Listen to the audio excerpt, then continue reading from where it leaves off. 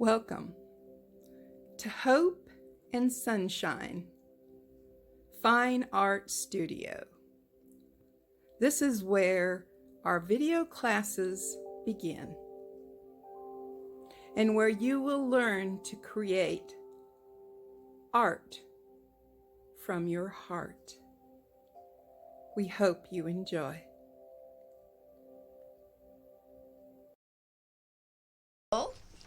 I hope you guys are doing well tonight.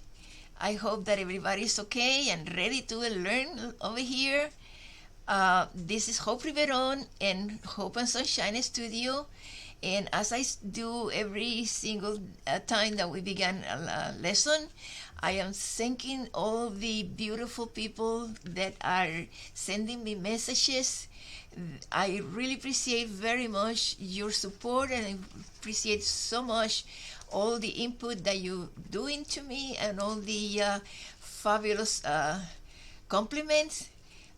Also, I'm receiving a lot of suggestions, which I'm going to keep following because this is a learning process for me too. I never had done this before, and I do want to thank all of you for being so kind with me and not only participate learning, teaching me also, because this is two-way street, a two-way thing to do. I'm very happy today, and I'm going to absolutely give my thanks again to the Fulton County Board of Commissioner who are sponsoring these classes. That I have a wonderful rapport with the director, and she is probably watching this class. Hopefully, she will be pleased with what we're doing over here, because when I paint with all my soul, with all my heart. I born a teacher, I born a happy person, and I want to transfer my way of see life, the way that optimistic way that life could be absolutely fabulous when we have positive thinking and apply that positive thinking to everything that we do. I do have that because in art, we need to have a lot of positive thinking. We need to have a lot of optimism and always been hoping that we do have that kick to appeal to everybody's taste. When I do our shows, I had comments. I heard comments of people who want me to paint one subject and another subject, and I'm trying to appeal to everybody. I try to make everybody happy with what I do, but in the process, I make happy myself, because to me, art is my entire soul, more enjoyable way to do things. And today we're going to explain what happened with our technical problems that have been solved, thank God, and I'm going to give credit to my technician. Charmaine Scrub have been my guru, my magician over here to find out all the troubles and fix it. And I wanted to thank her also, because Thanksgiving is coming. I'm going to thank everybody. I'm going to thank you guys to join me. I'm going to thank her to help me. I'm going to thank all the Board of Commissioners who are helping me with this.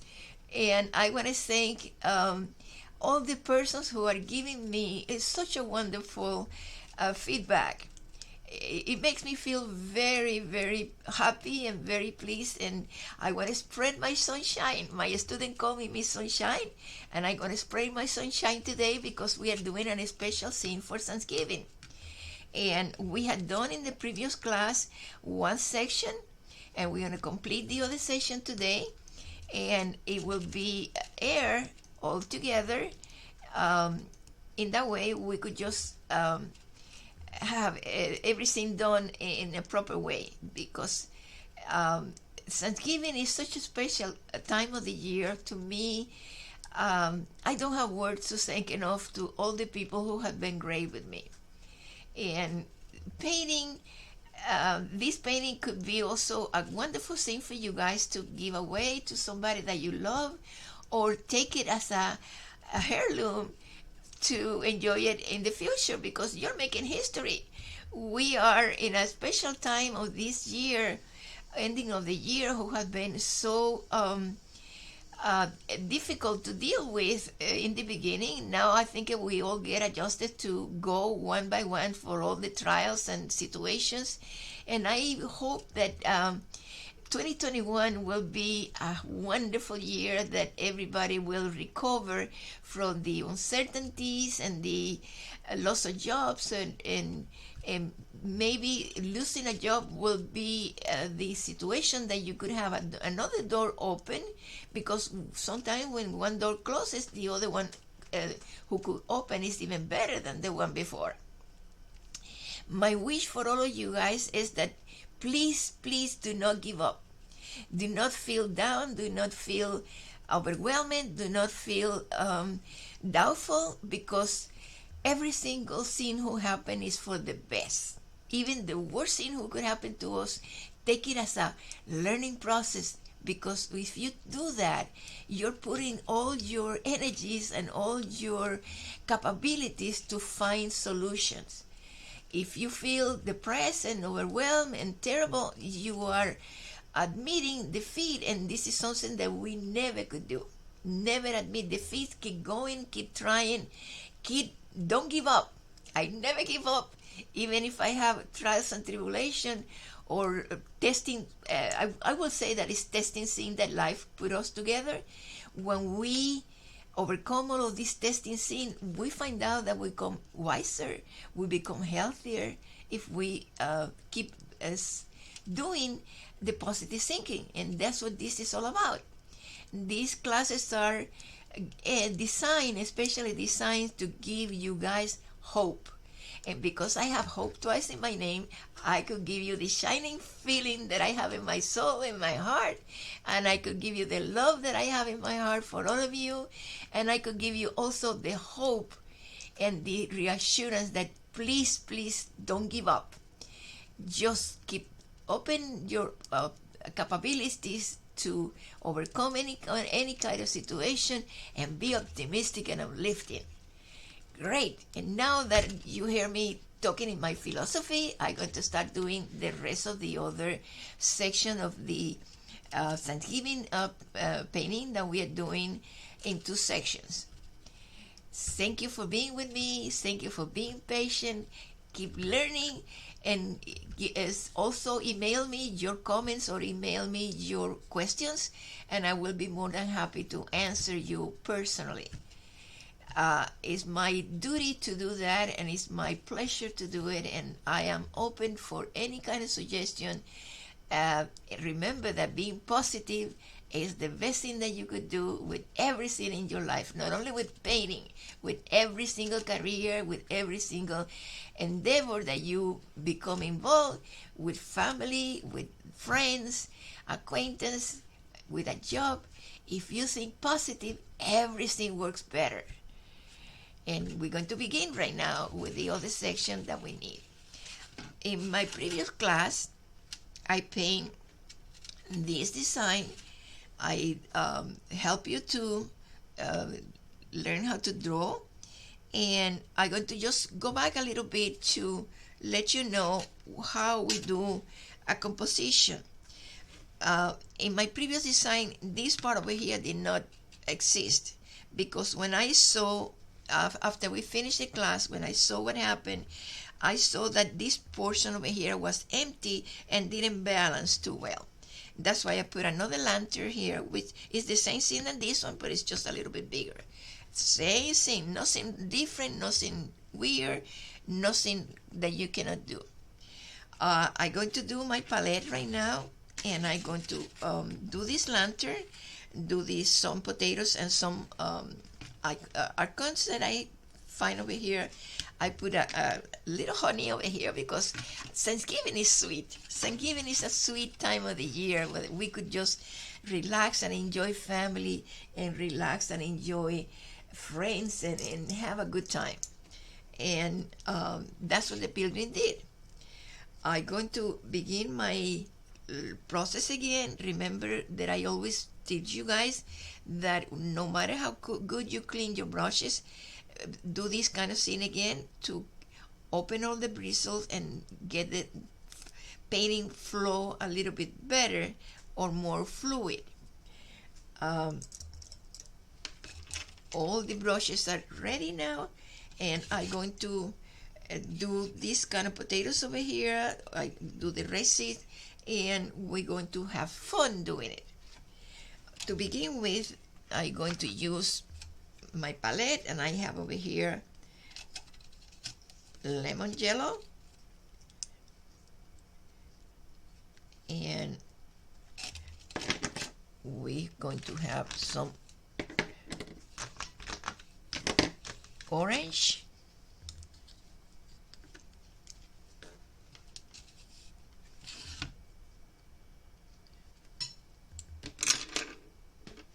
and my suggestion is always when you open a tube of paint, clean the tip. In that way you don't have problems losing paint or getting too tight that you cannot screw it and tight and you don't miss the paint. We're going to use some cadmium red again, a little bit of raw sienna. Raw sienna is lighter than darker sienna, and it's a complement that we need to do sometimes with colors. Remember that colors, it could be lighted up with two things, and I'm going to introduce for you today another technical thing that you need to know. These are acrylic water-soluble paints, but to make it shiny, to make it more appealing for the eye when you're done, we use some polymer that it is done in France, and it's wonderful. It's a medium to use combining with water. The name is Liquitech, and I'm going to put it over here for you guys to know. This is a kind of a little expensive. It's $16.99 in one store, artist supply store, but it's fabulous because this will last you a whole year. Again, the name is Liquitech Professional Pouring Medium. It's a polymer. Again, Liquitech Professional Pouring Medium. And this gives a patina similar to the oil painting, and that when you work with water, the water doesn't do that, but we combine water with this, and it gives you a beautiful, refined, and also protect more the paint, long-lasting paint. Okay, we're going to keep increasing our palette this time because we're going to be having different colors. I'm going to put over here some light green and darker green. This is Viridian green, which is very, very dark.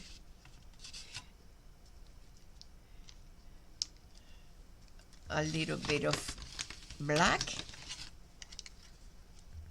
I'm going to tell you something that you guys, I don't know if you know. Black and white are absence of color. And you told me, I see color black, very black to me. Don't tell me that it's an absence of color. But black doesn't exist in the 7 colors of the rainbow, which are the natural colors of the Prisma. Black and white is just a combination of all the colors. And I'm going to do, because I am a science teacher, one of these days I'm going to do some science experiments over here for you guys to see. If you do a circle with all the colors of the rainbow, which are the primary colors that exist, and you turn this circle in a velocity, it becomes white, black. And if you turn it really, really, really speed, and a high speed, it becomes black. That means it's black and white is the combination of all of this color in one, in different speed times. This is something that my students get fascinated when we do this kind of thing, and I get fascinated to see their faces because I have done a lot of experimentation with my student in classroom. I used to be teaching. I am a semi-retired teacher, high school and college, and my student, when I teach, I kind of play with them and surprise them and give them the joy to explore science. And most of them, they get fascinated that they later on, when you're in high school, you are not to define to know what you're going to be studying. Some people have one idea and they consult the counselors, and they have when they are in the final, when they're seniors, they changes their majors for different scene, and later on they change their mind again. My science classes had motivate some of my students to study science, study astronomy, study many different things, quantum physics, things like that, and they go out of the normal, out of the regular professions that many counselors in high school do to guide the students to the future. And some of them had called me back and thanked me because I was the motivator for them to explore something better. And I'm happy for have done that. I'm gonna incorporate another color that it doesn't exist also in our palette. This is a little bit of because I have lanterns over here. This is a little bit of satin finish. It's a combination of pewter color and gold. It's kind of a mimic, and you will see that I'm going to mimic that one of the lanterns is metal, and I'm going to just use this to remember that everything in art is an illusion. In mixing paints, you could create many different kind of illusions. I put over here my little Liquitex to mix them up, and I'm going to be using both the Liquitex and the water. Okay, and I'm going to start doing my potatoes because I have to finish this tie. Remember that it's a good idea to begin from left to right, in that way you don't go over with your sleeve and get yourself paint. This paint is very easy to dry because it's not like oil that it takes 3 days to dry. But I have from last class, I have a combination of things, and I'm going to show you why. I didn't follow my direction, and I have my own blouse stain.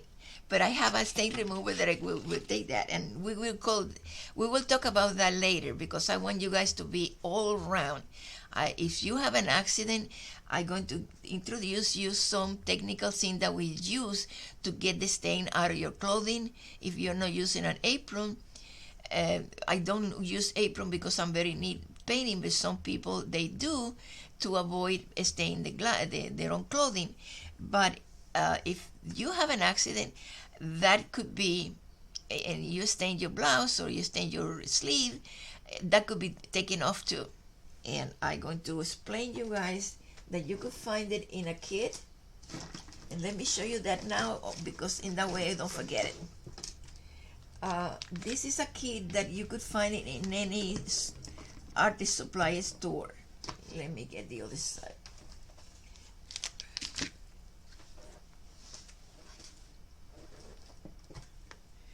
Okay, this one comes in a kit, and it comes with this tube that it has some sort of a soapy thing that you could just pour in your stain, and whatever stain you have in your clothing, and rub it in and mix it with a little bit of water and take the stain, dissolve the stain. This kit also had a little round container that had the soap, especially soap to clean your brushes, because you should clean your brushes regularly, at least once a week, at least. I clean my brushes as often as I can, and this is a soap for your hand. because we in art we use different solvent, especially when we do oil. We have to use a different kind of diluting substances, and that kind of burn the skin sometimes, and this is the soap to prevent that. And it comes in a kit and like this, and you could find it in any supply store, or excuse me, you could buy it individually also when you run out. And this is it for our, okay, let me show you. In that way you know what to do. The name again is Total Care for Your Brushes, Kiss Off. Excuse me. I had to drink some tea because today we're having kind of a cold weather, and the heaters affect my throat. I'm not sick. I don't have the COVID-19. Please don't even think about it. I don't. Okay, I'm gonna start doing this portion over here, and later on, because this is metal, I'm going to use the metal over there. Okay, I'm mixing again to do my potato. I'm mixing a little bit of Jello, a little bit of white, and a little bit of brown. And I'm going to paint my potato, because these are Idaho potatoes, and they are not too brown. They are like a light, and sometimes they come a little bit yellowish. And I'm gonna do this yellowish here to just show an original potato with a little bit of white. And we don't have any more potatoes. We have more potatoes over here, but I'm going to do that later on. Okay?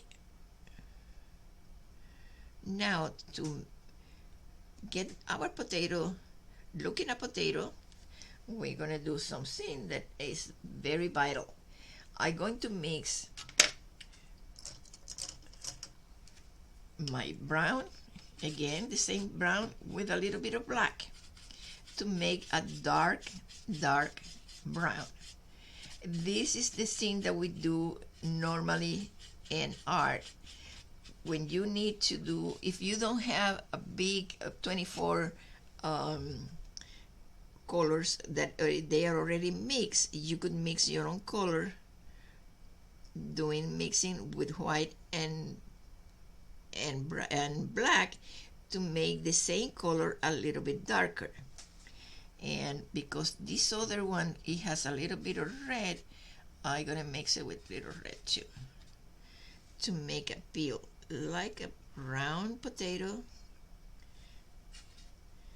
And I don't know you guys, but I love potatoes, fried, boiled, in soup, in everything.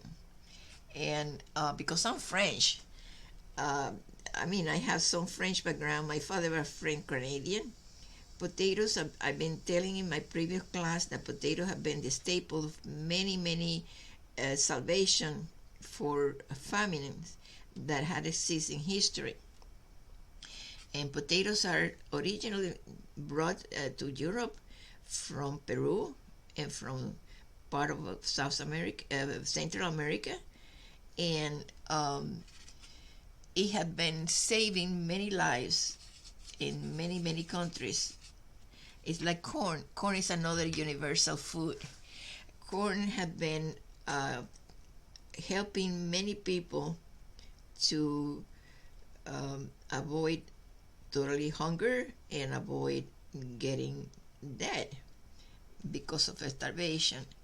And the Native Americans over here in many tribes knew how to raise corn, and that's why they give it to the pilgrim, and that's why the pilgrim learn how to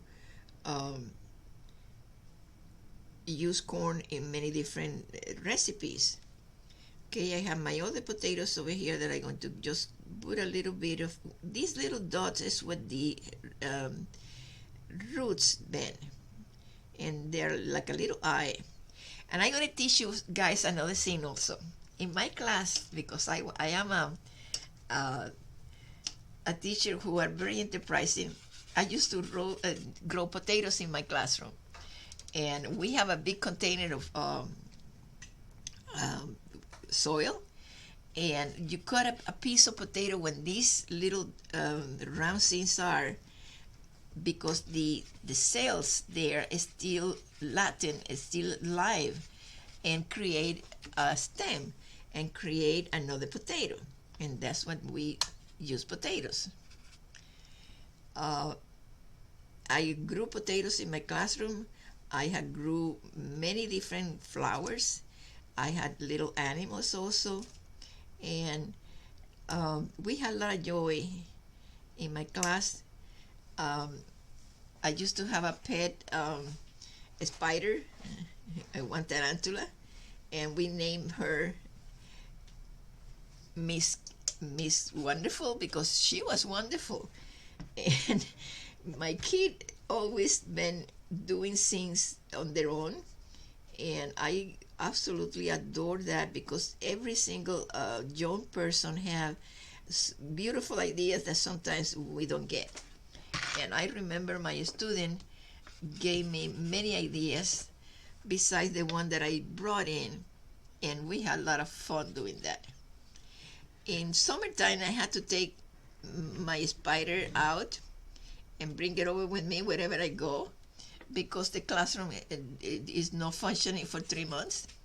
And one day I have a problem that I went to a hotel because I was traveling, and my spider decided to get out of the cage and scared the heck of the lady who was in the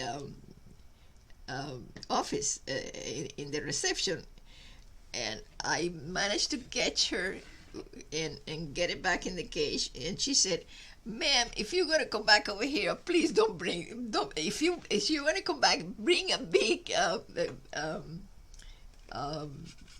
because I have a glass to catch my spider.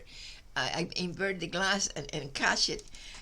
And she knew me, and she was very nice and cooperate. But the poor clerk in the hotel, she was absolutely terrified.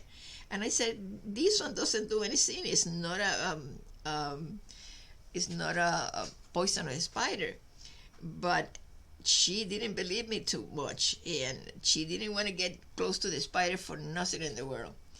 But we have fun, and I went to my hotel and I made sure that she wouldn't escape again.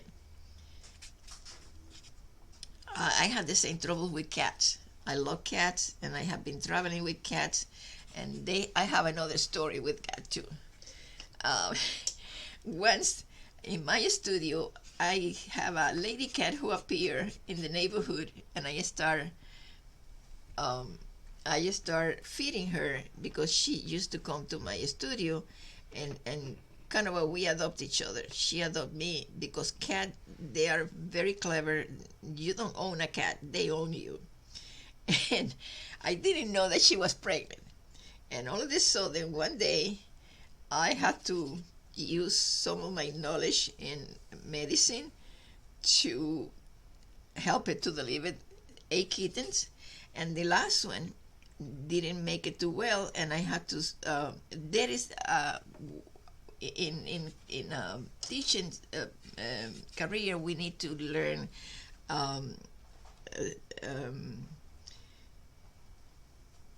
we need to learn many things to protect our student, and I had to use my knowledge of resuscitation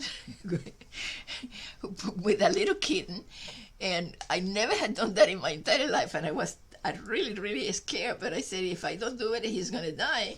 And I blew his nose, and he come over to life. And that's the one that I find. I find houses for all of the, but I keep that one because I don't know why I was so absolutely fascinated, because he was almost dead, and I was so fascinated when he responded to my care that I decided to keep it, and he was with me for many, many years. I call it Whiskers, and Whisker had been a rascal. He put me in trouble. He used to go to the I used to have little knickknack that my student gave me in Christmas in the window sills of my windows, and he used to love to come over there and also find out the way that I was not watching him to get with his paw all the little knickknack down in the floor and see them breaking, because he loved that. And one day I was really mad with him, and I said, if you do that again, I'm going to spank you really hard. But he kind of looked for the way. He was a rascal, and he knew when I was not around, and he did all of this rascally sin, and later on he played innocent, and he knows how to play the innocent really good. But I adore him. He was a very nice cat. I had it for years. But this is something that we always learn with animals. Animals are absolutely fabulous. I'm doing my acorns over here, and I'm mixing, because these are a little bit deeper brown. I'm mixing a little bit of red with the brown and yellow to make the color of the acorn a little bit darker.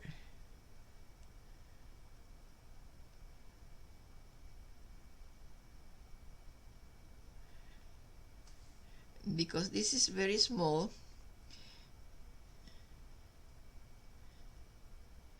and they are very shiny. They are. I leave a little bit of white to make believe that this is the light reflecting on that. Remember that everything in art is an illusion.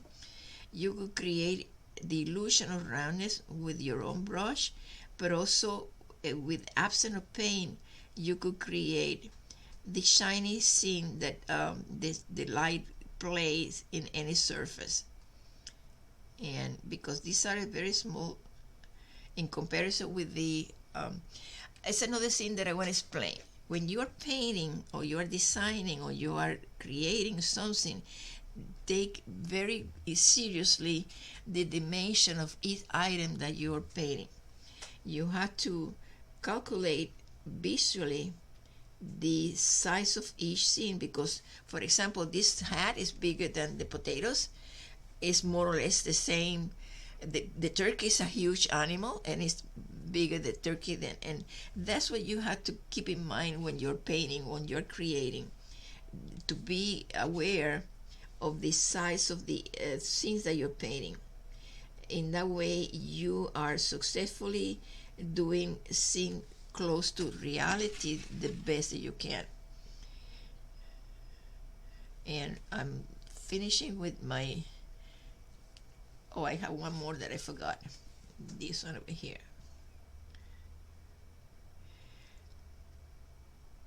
I am a very visual person. I have photographic memory, and that helped me many times. I forget names, I forget telephone numbers, but I never forget something that I have seen. And that has helped me a lot in many different ways, because I forgot to do the scene over here, and I am putting a little bit of white to make it more visible. It's a little bit of shiny scene that it is, the light is reflecting there and is creating the difference. Okay, and I'm gonna do the border right now to make it appeal more real. Pop it up, and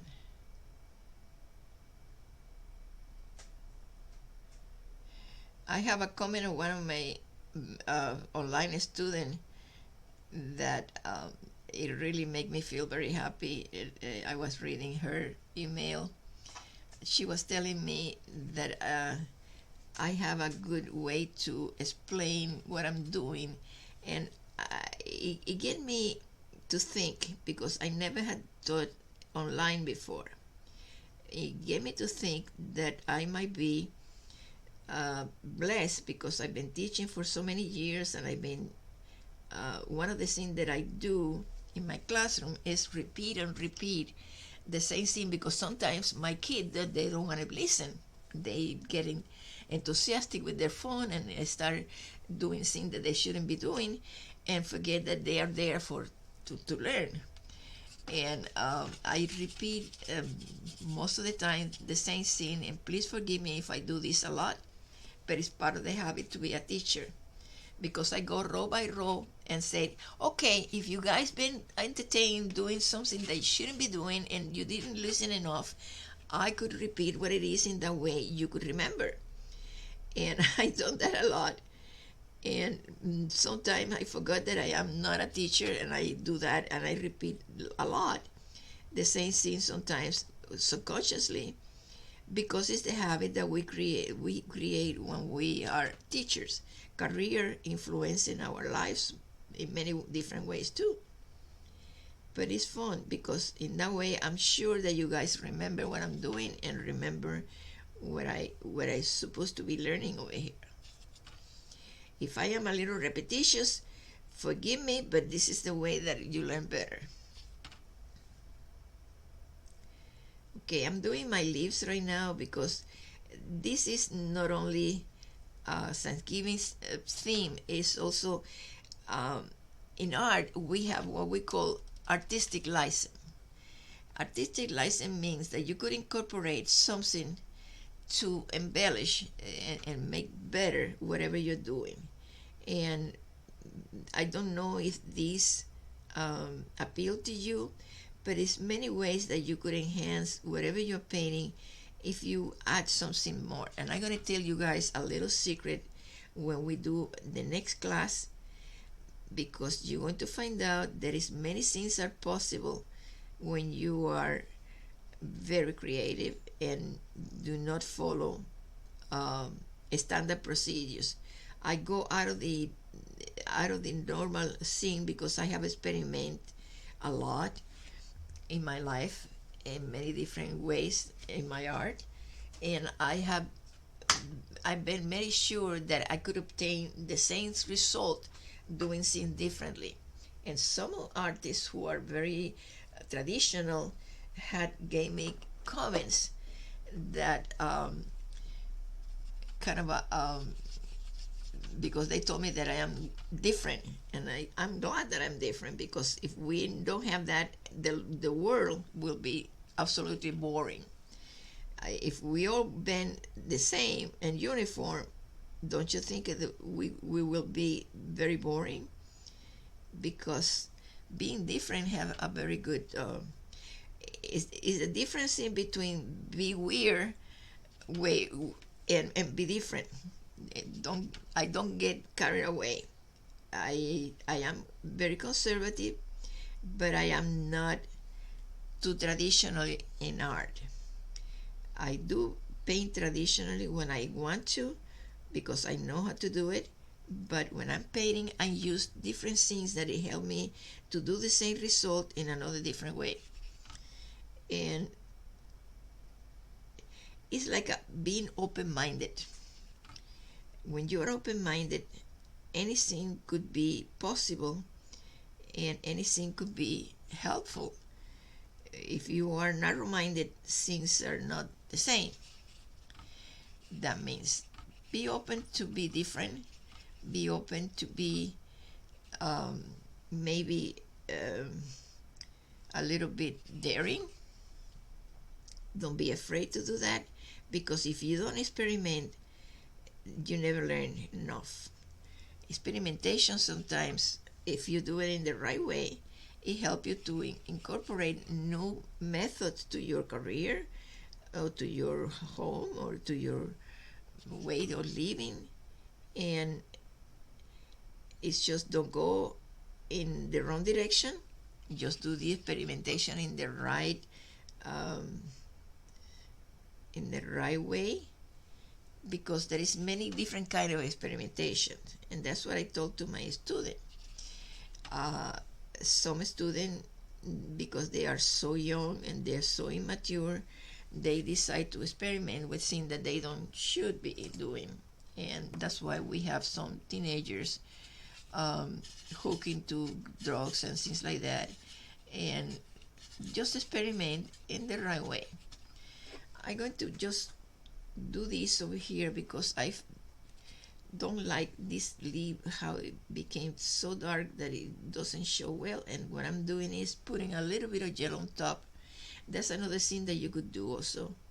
You could light it up some section with lighter color, and because this is much better now, look more real, I'm doing this.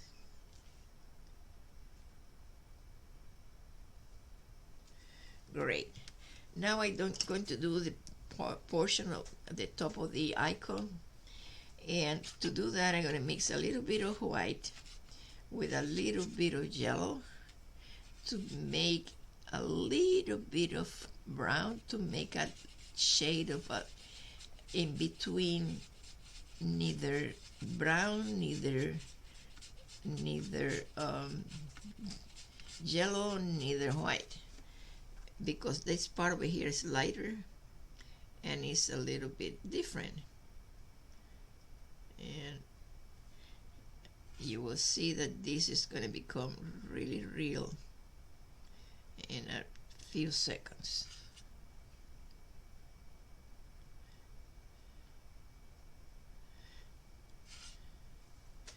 This is the upper portion of that little corn, and I'm gonna put a little bit of jello to make it more visible.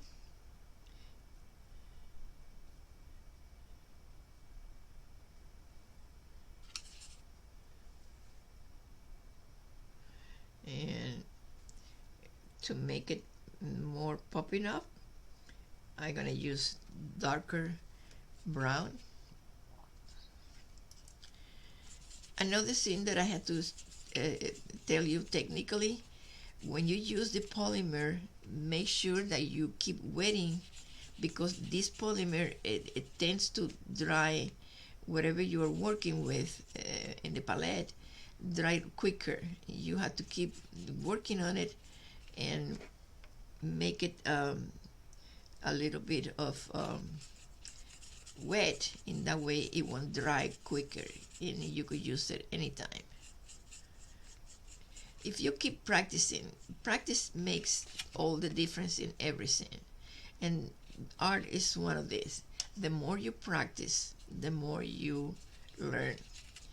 I've been practicing for many years, different methods. I've been doing a lot of research, and that has helped me to better myself and also to teach better, because I don't teach anything that I haven't done before, because I want to make sure that when I do teach something, it works. I don't do experimentation for nothing. I do experimentation to make sure that whatever I'm teaching, you could do it, and also you could just use it as a good rule of thumb. I'm doing a little bit darker to pop off my icon. And remember that my tone is not American. That's why sometimes I don't pronounce things in the way they should be. But I try to do my best. I try to do my best to speak English the best that I can.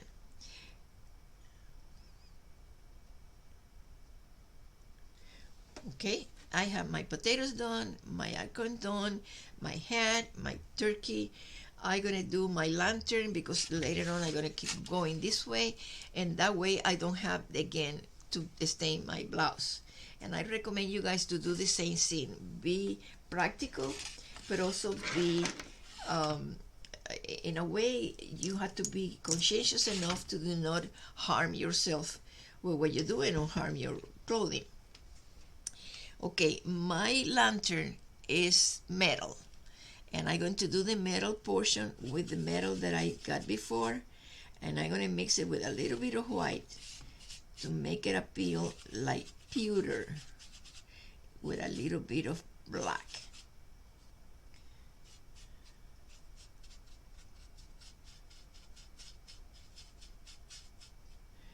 And a little bit of red. This polymer and this paint is sometimes you could do mixed media. So this is exactly what I'm doing. This paint that I had, it is not, it's soluble in water and soluble in, but it's not the same acrylic composition that we were working with. And I'm doing the pewter right now. I'm testing over here in my palette to see if I have the right color, but I don't have the right color yet. I have to put a little bit of red and a little bit of, this is something also that you should be doing, experiment with different colors.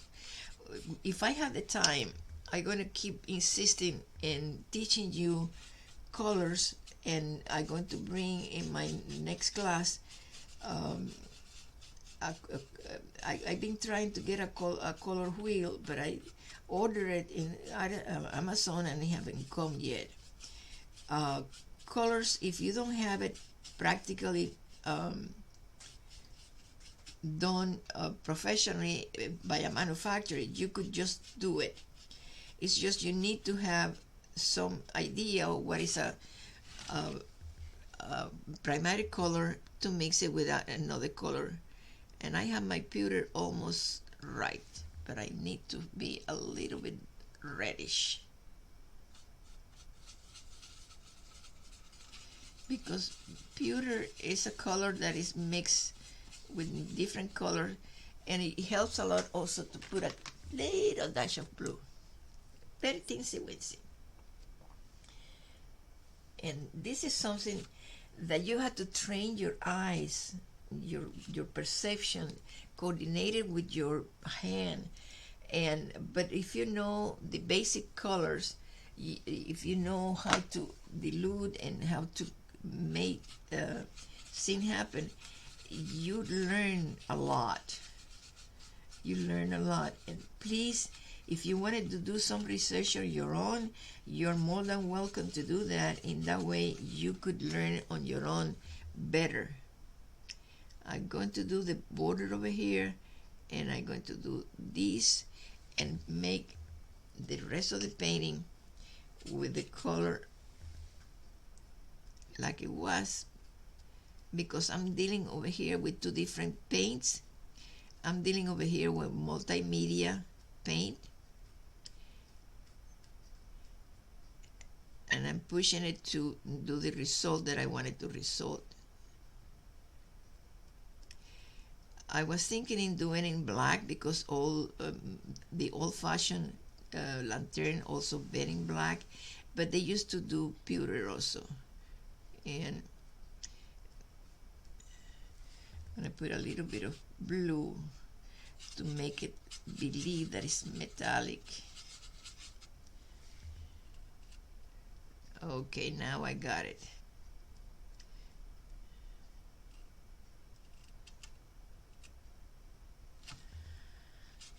I'm using my five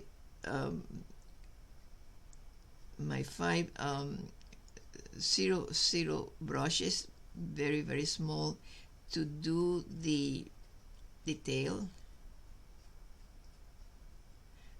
And I wanted to make believe that this is metal. And now, because this part over here is dry, I could just lie down my arm and do the rest easily.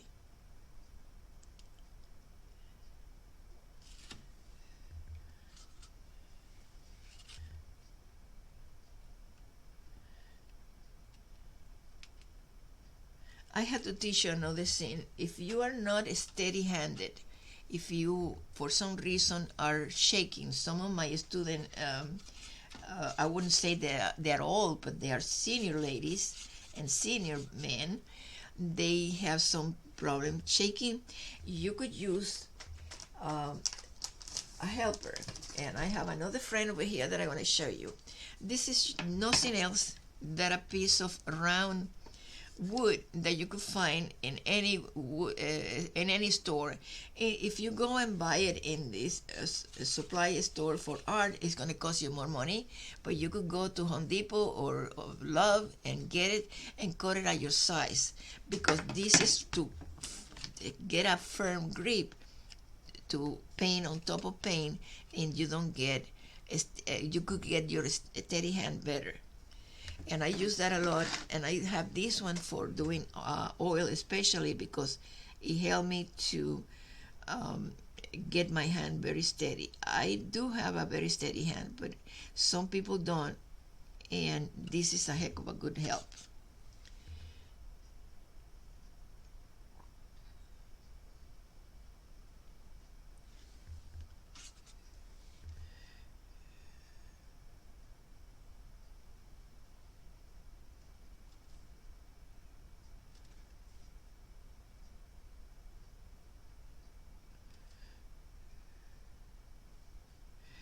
This is a very old lantern, and I hope that the camera capture the color because it's an antique lantern. It's been very old, and it's been rusting for a long time, and it's not the pewter that you see normally when it's new. Remember that every single color, it gets darker with time, and this is aging. Uh, I don't know if you are a homeowner. If you are a homeowner, you will find out something that I found out a long time ago. I wanted to match colors because somehow, some way, somebody came to my home and chipped one corner of my kitchen wall, and it was really bad looking. And I wanted to change that, and I took a chip of that and went to the paint store, and they tried to mimic the same color, and I find out that some paint, when they age, especially in the kitchen, that if you fry, it get in contact with minute when you fry, the oil gets in the air in very minute, very minute drops. It changes the colors, and it changes the colors so drastically that it's like a day and night. And let me tell you, matching a wall who had been all painted for a long time, and especially in the kitchen, is not an easy thing, because the weather, the oil that you have been using frying, or even the oven, when you use the oven, it put in the air very refined particles of different things that you're doing, and alter the colors of the walls. And it is fun to find out that it's not easy to match an old paint.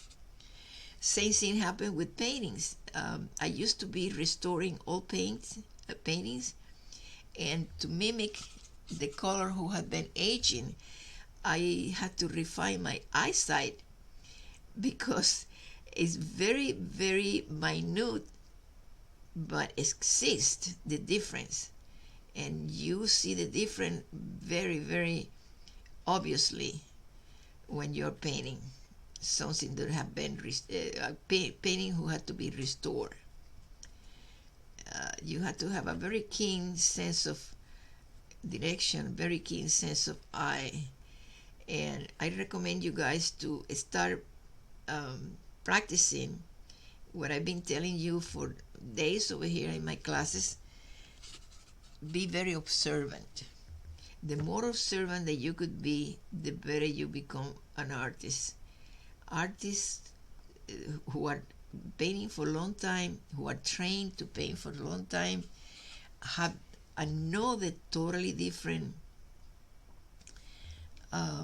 perspective, because we kind of train our eyes to see more. And sometimes when I travel with my kids in the school, or when I travel with my family and we go to different places, I teach them how to see the difference of colors in the nature and buildings, or in everything, because sometimes we go by and we see in general, but we don't see detail.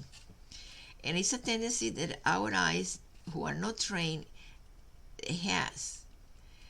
Artists have the eye trained to see something that other people don't see. And I'm going to recommend you to do that, because in my life, I describe things that to my family, and they say, "How you could see that? I don't see what you see." And that is what I told them. Okay, if you train your eyes to see different, more deep or more acute, you find a way to find out that everything is not what you perceive. You could perceive one thing in many different ways. And since then, my family tricked me sometimes to find out if I could be able to see the difference in medicine and teach them. And we have I have that as a fun thing with my students too. I teach them how to perceive things that no other people see. Especially in Arizona, I taught in Arizona live in Arizona for 28 years. Arizona is totally different than the rest of the United States. And we have over there totally different vegetation, totally different ambience. It's very hot in the summertime, but the heat also create different things that is absolutely beautiful. It creates, and if you have seen movies, it creates what we call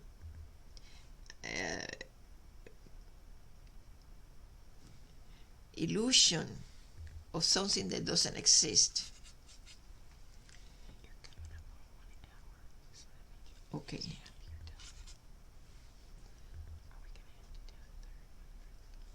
Okay.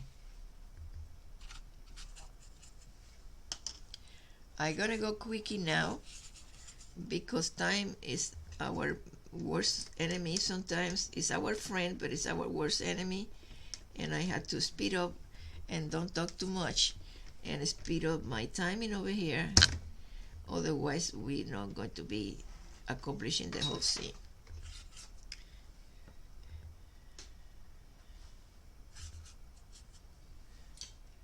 I'm doing now the panels that this lantern has, and I'm going to use, for the longer, I'm going to use my friend over here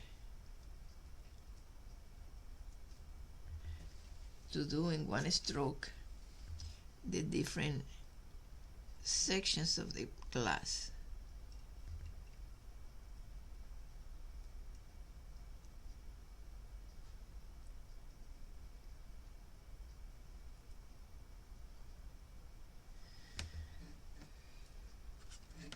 And because I made a boo-boo, I'm gonna fix it.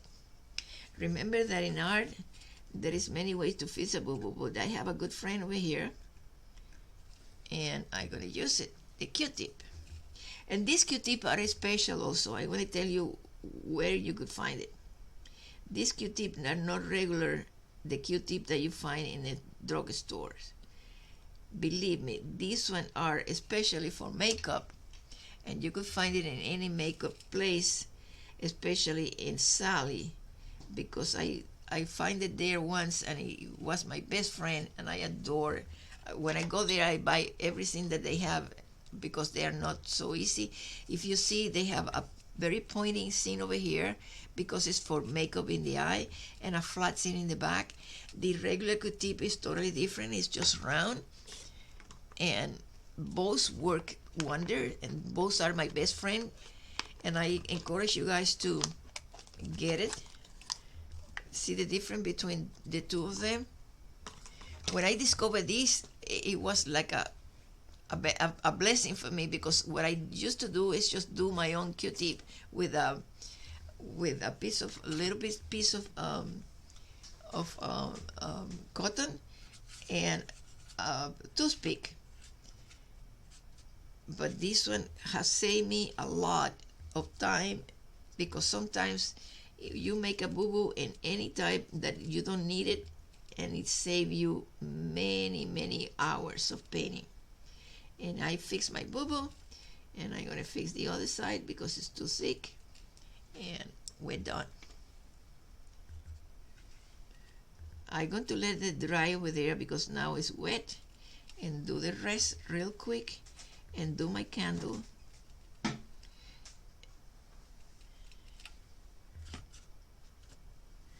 And we're gonna finish this in no time.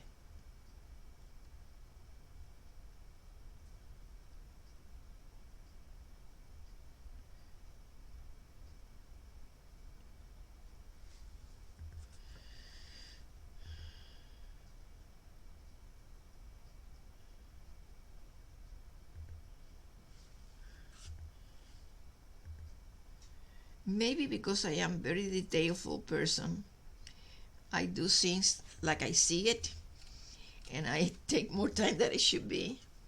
But at that time that the pilgrims were doing this, there was no red candle, neither green candles. They were just white candles.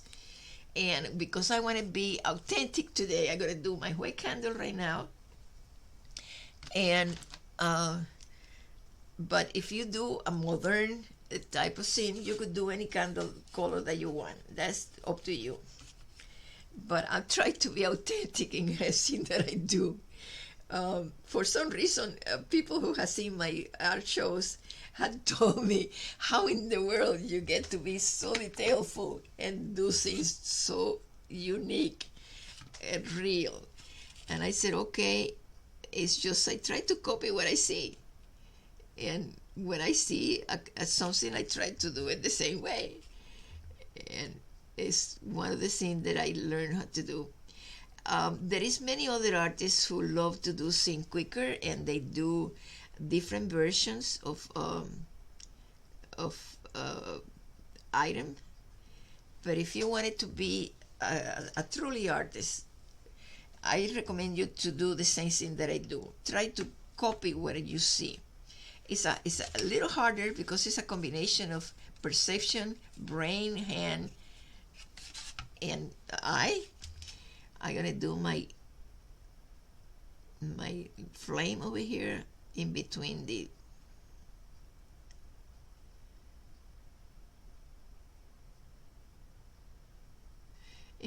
bars of the, and to do the border, I'm gonna do it with a little bit of, because flames are combination of different color. I'm gonna do a little bit of red, a little bit of yellow in the center,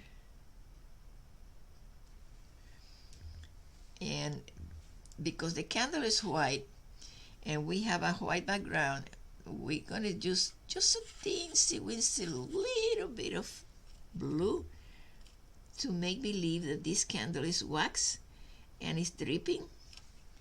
And you will see how easy it is to make a drip. You just go with a little blue, just not too much. And to make the rounded, you just make just a little bit of shade. And remember, to make something round, you have to put your brushes in round motion. And this candle is going really nice. I'm gonna make another dripping over here because I think it will be cute.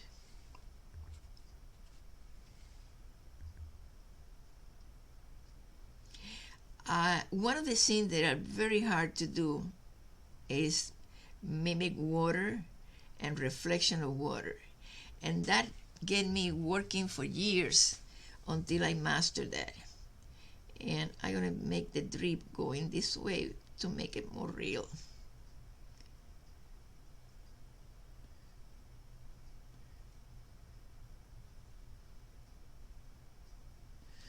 Okay, now to make the center, I'm gonna a little bit of white, and because the light is neither white, neither, in this case it's yellowish, we're gonna mix a little bit of white and yellow, and we're gonna make the make believe, and a teensy weensy little teensy weensy little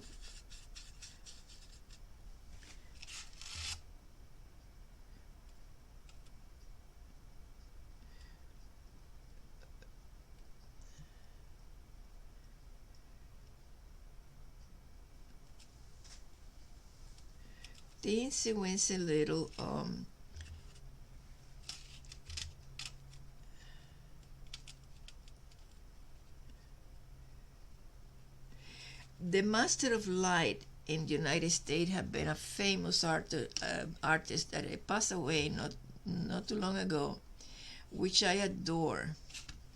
He create absolutely fabulous paintings of light, especially candles and especially windows with light, and I tried to copy him, and I don't know, we copy each other, artists, we copy each other and we learn from each other, but I never could master light like he did. He was a genius, and I adore him. He had been one of my idols in the art world.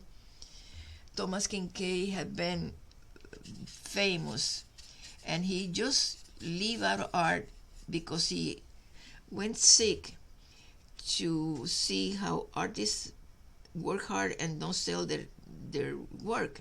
And he went to the university and studied marketing, and he did a heck of a good job in that, because even after his death, he's been very famous marketing.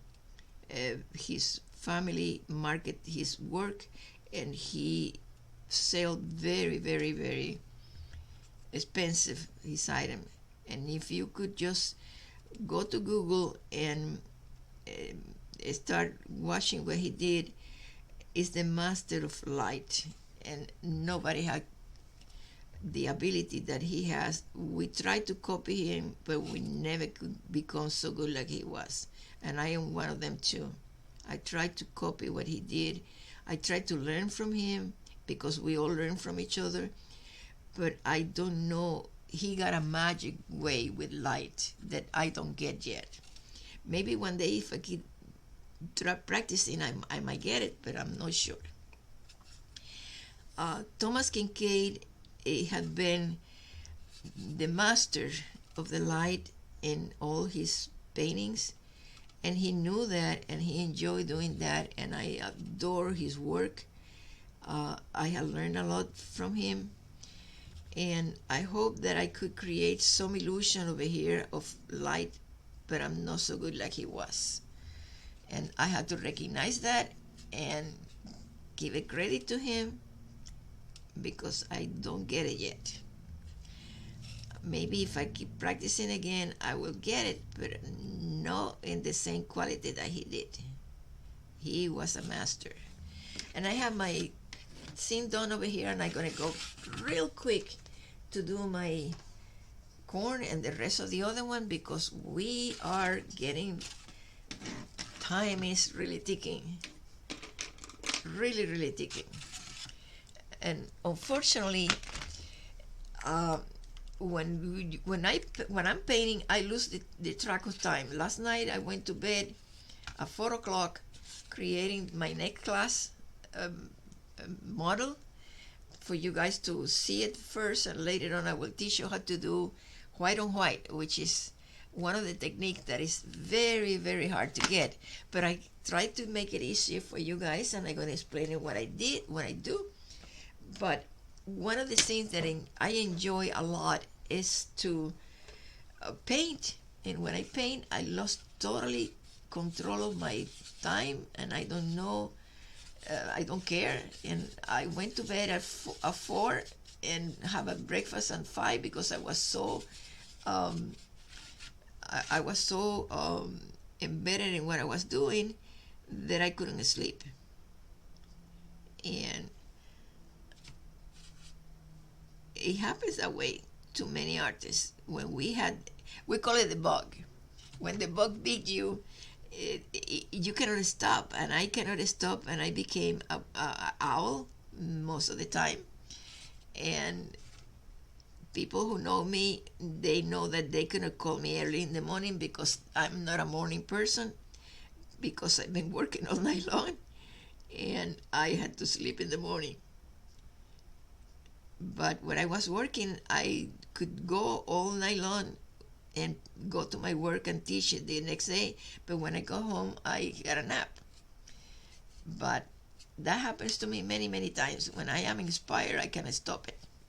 And that happens to many artists. It's part of the scene that we have. I'm going to pop up my corn kettles over here with a little bit of darker orange, mix it with white and mix it with yellow to create the different sections of a corn husk, and we're almost there. Remember, to create roundness, you have to go round with your brush. Okay, this is something that all the beginners have the tendency to do one strokes and don't do that, and you never could do roundness with a right stroke. You have to go round and around and create the illusion of that whatever you're painting is round. And I think this corn is getting totally gorgeous. And I'm going to use a little bit of brown to make the hairs of the portion of the top.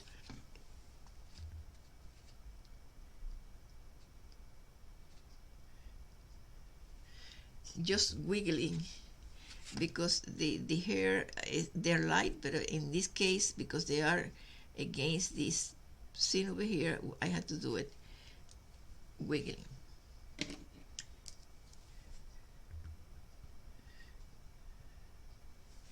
There is many tricks that we could do when we paint on top of paint. In this case, because I paint my tray too dark, the wiggling scene is not visible. I'm painting to white, let it dry, and paint on top. This is something that you could do also very easily. Okay, I'm gonna go quick and do all my corn real quick.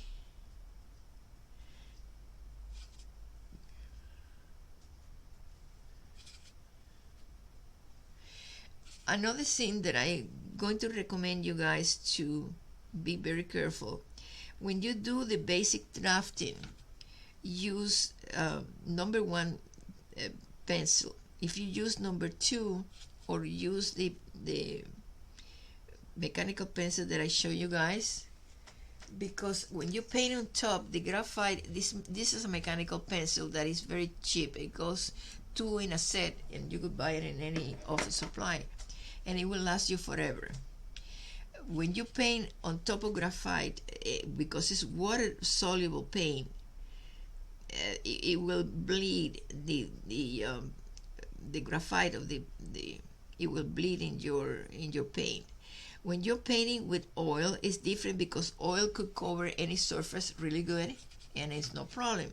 But here you gotta be careful and go section by section. In that way, yes, you have the basic scene that it is mimicking the different grains of corn, but because it's water soluble, my graphite is getting mixed with my paint, and I have to be careful to don't go too much water on it, otherwise it will bleed to the point that you have a puddle of something very dark. That means when you're using water in a situation like this that is small, don't use too much water. Use the polymer that I've been telling you that is very easy to work with. In that way, the graphite, it won't bleed so badly that it will spoil your painting.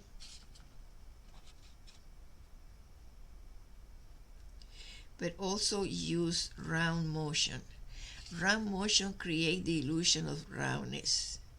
And I'm going to show you more visible when I do more technical thing with you guys, I'm gonna show you how your motion in your hand, it will help you to create better renditions when you do a painting. Okay, I'm gonna go back with my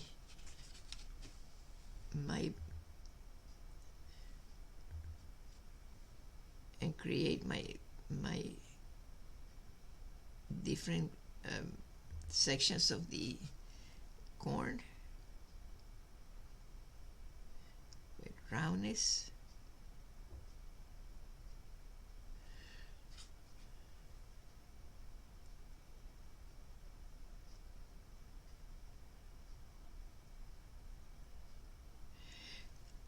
Corn comes in such a beautiful different varieties. In Illinois, they have the regular corn that you could see that is commercial, but also Indian over there. There is different Indians that they cultivate the red coin, and I love it because it's gorgeous to paint. But when the pilgrims came, that red scene it wasn't existing because it's a combination of that the Indian had created after. That's why I'm painting over here the original corn. But corn have so many different varieties, and it have so many different colors that is exquisite to paint. I try to be very close to reality that I can when I paint, and that's what I'm doing over here. The more research you do, whatever your theme is, the more you learn other things that are related with whatever subject that you're using to paint. And it's interesting. You get to learn a lot of things that you don't know before. I always tend to, I don't know, maybe because I'm curious in many different directions. I love to learn something, and if I learn the history, and not too many people do that, but I do. And I love to do things as much as I can close to the original. In that way, I become very, very meticulous in what I do. I got my corn done, and I'm gonna do the husks right now. The husks, they are a combination of very light green mixed with yellow to make it lighter. And we're gonna go here.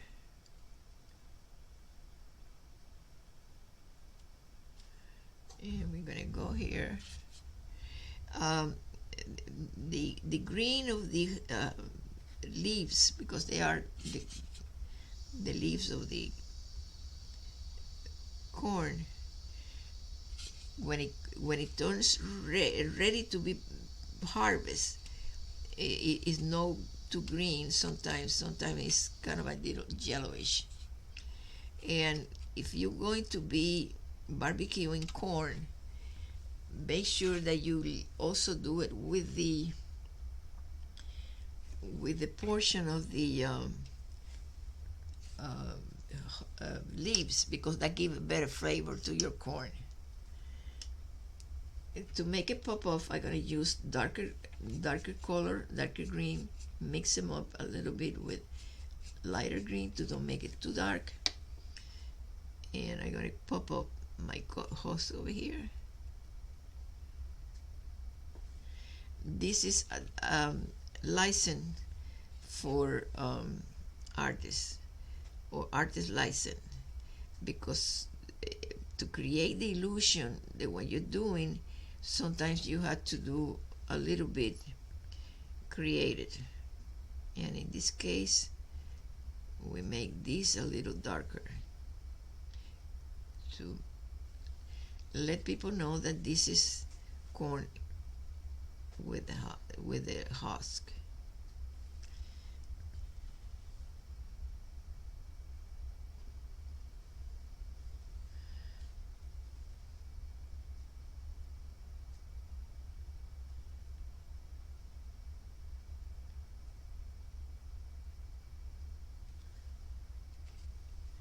I think you guys are going to be very successful if you use your imagination also.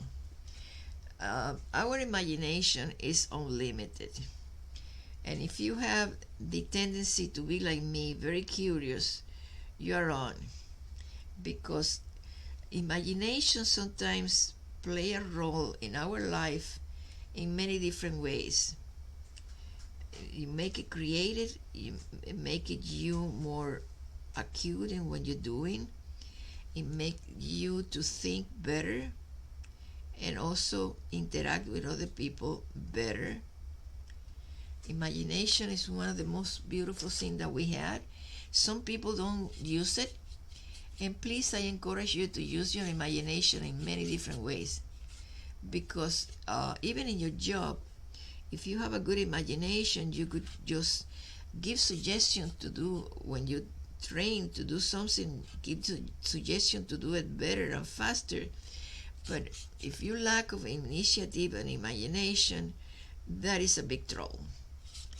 Imagination gave us the chance to do ourselves in another dimension of intelligence, and that is going out of the normal in many different ways, and it help you to be better as a person also.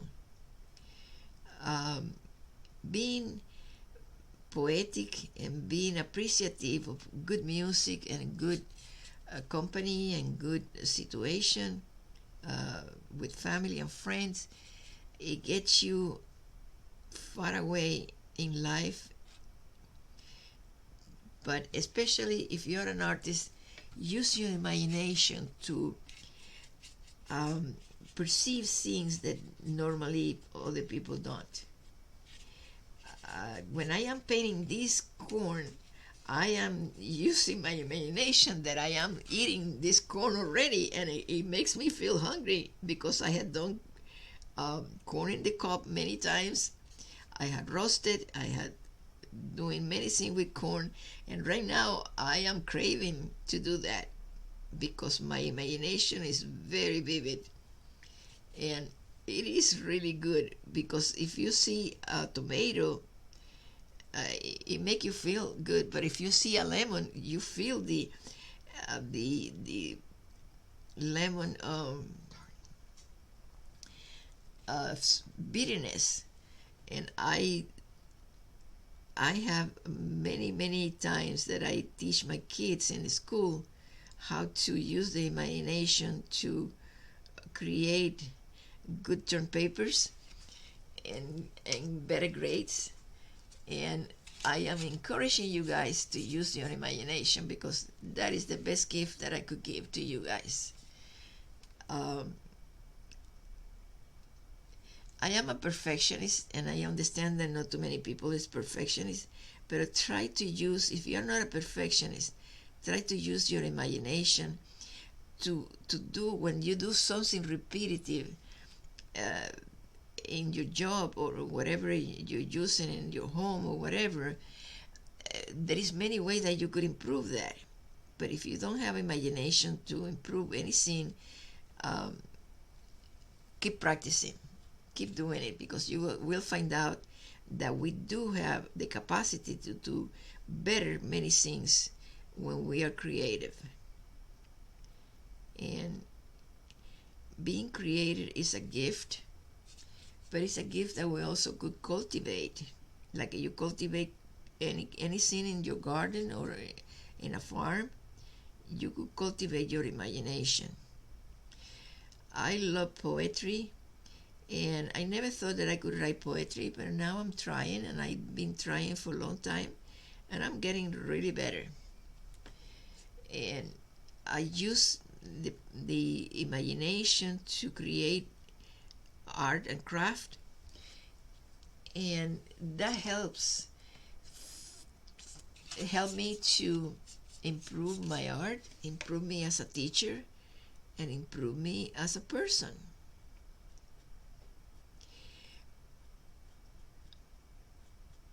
For example, I have a thing that I learned a long time ago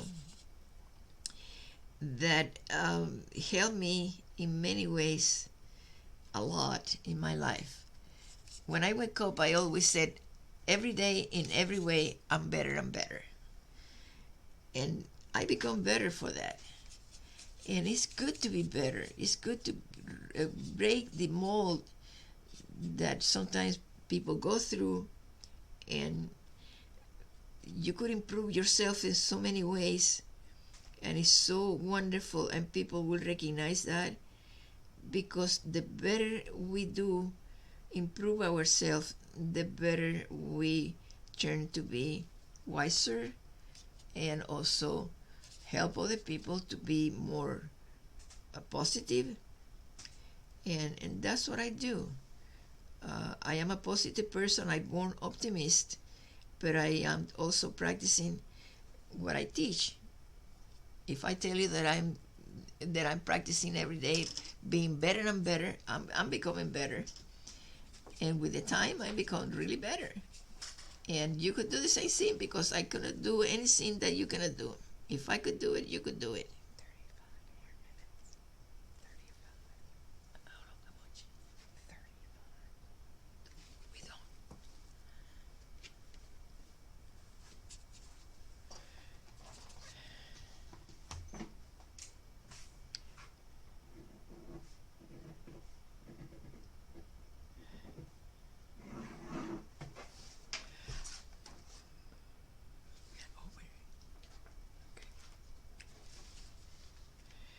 Okay, I'm doing right now my little hair, because the hairs are very light. I had to create something to mimic that, and I couldn't do it so light like it is in reality, but I'm getting closer, because when we finish over here, it will be close enough. You will see. I'm gonna go let it dry and go on top, and we go from there. I'm gonna keep going over here with my next, and we are almost done.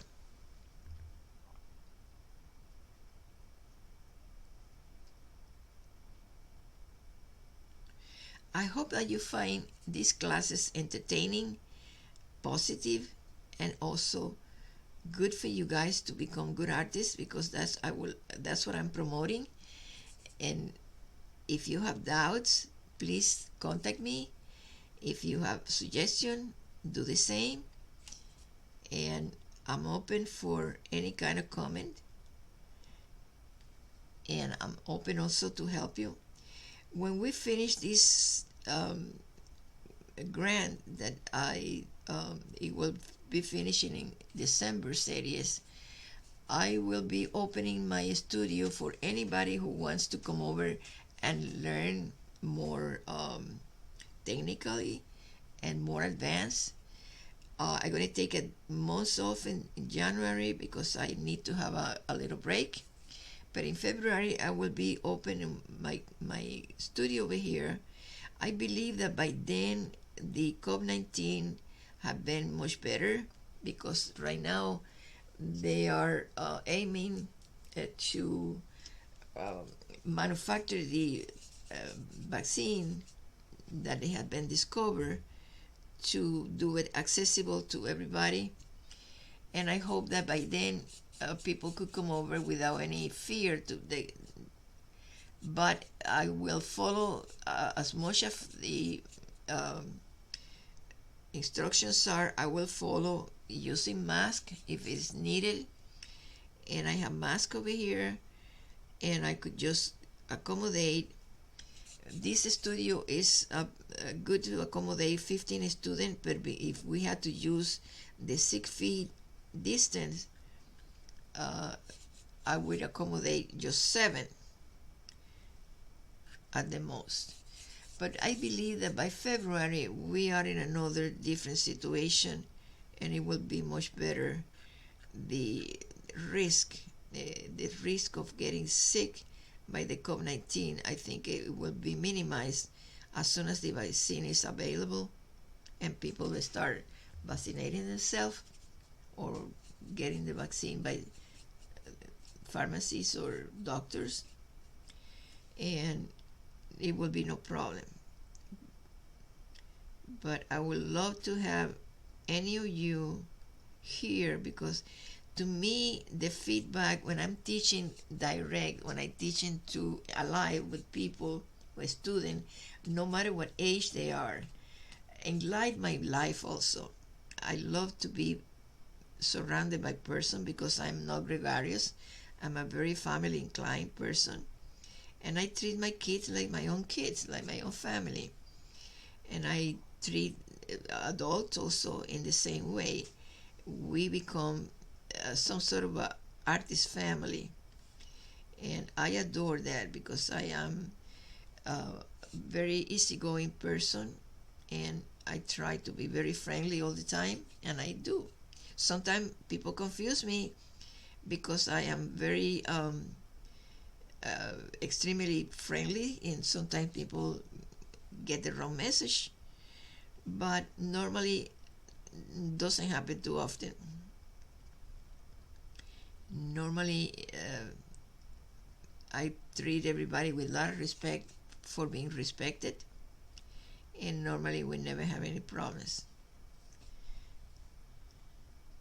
I'm finishing my corn over here, and because I wanted to make it a little bit more corn look like, I'm gonna put a little bit of lighter paint to make it more real.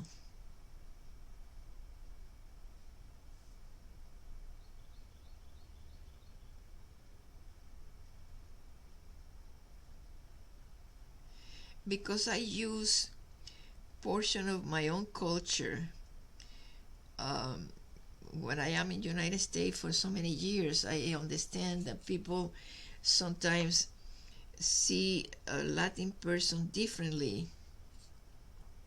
because we tend to say mi casa es su casa, and we tend to be extremely friendly. Um, doesn't mean that we are not respectful. It's just we have another different way to be friends, and because we don't have that, our culture is more open and more tend to be extremely friendly.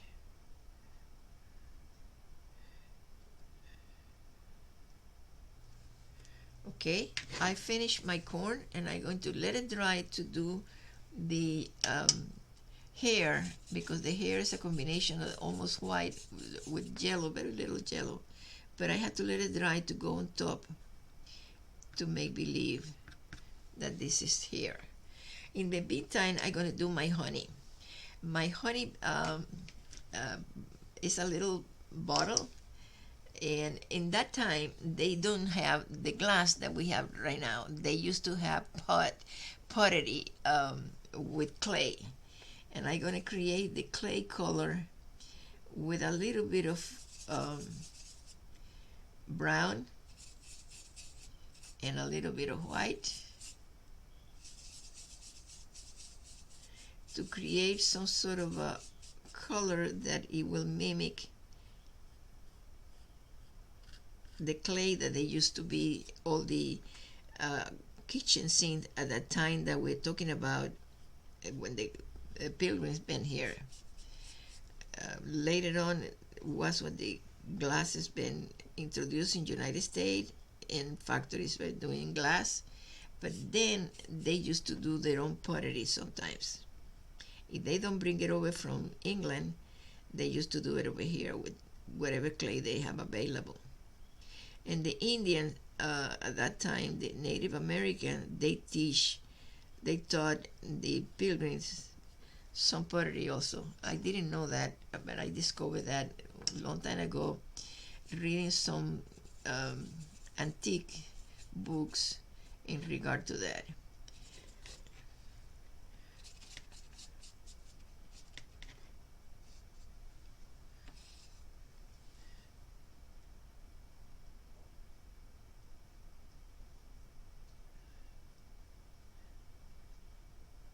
I'm popping off my my container over here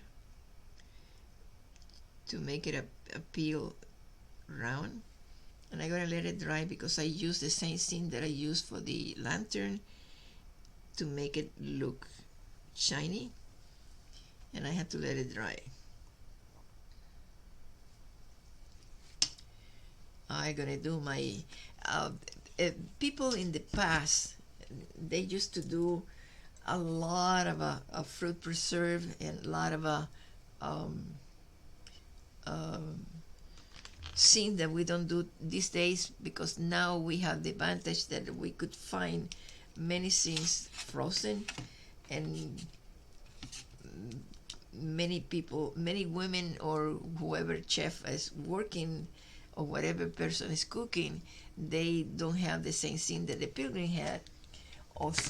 But I remember that in the past, the people who did fruit conserves in any kind of form, in jellies or in preserve, they used to do, they didn't have the lid that we have today in plastic. They used to do with cotton fabric, and it was funny. Most of the time they do it in a calico scene, because they used to do calico fabric then, and it is fun because it is very vivid and very cute. And I'm going to do the same thing way. I'm going to make this look calico, you will see, but I had to let it dry first to go on top. I told you, to make a good artist, what makes a good artist is the patience, the ability to have a good imagination and create scenes, the constant work, because you never cease to work to improve yourself.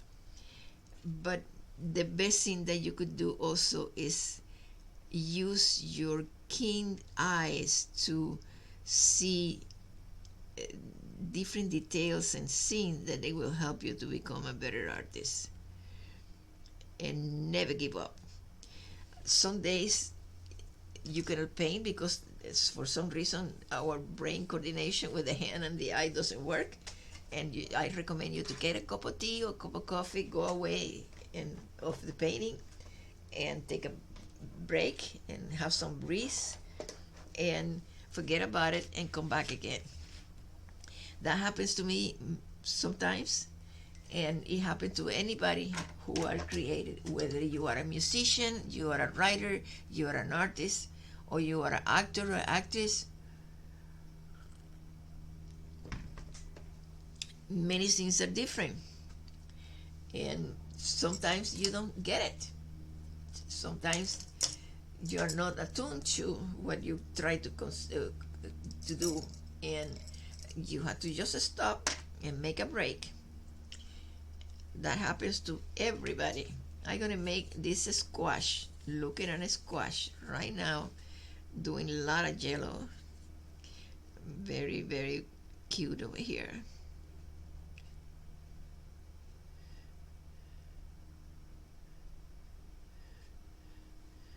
And I'm going to just, in top of the yellow, I'm gonna paint a little teensy weensy little bit of green,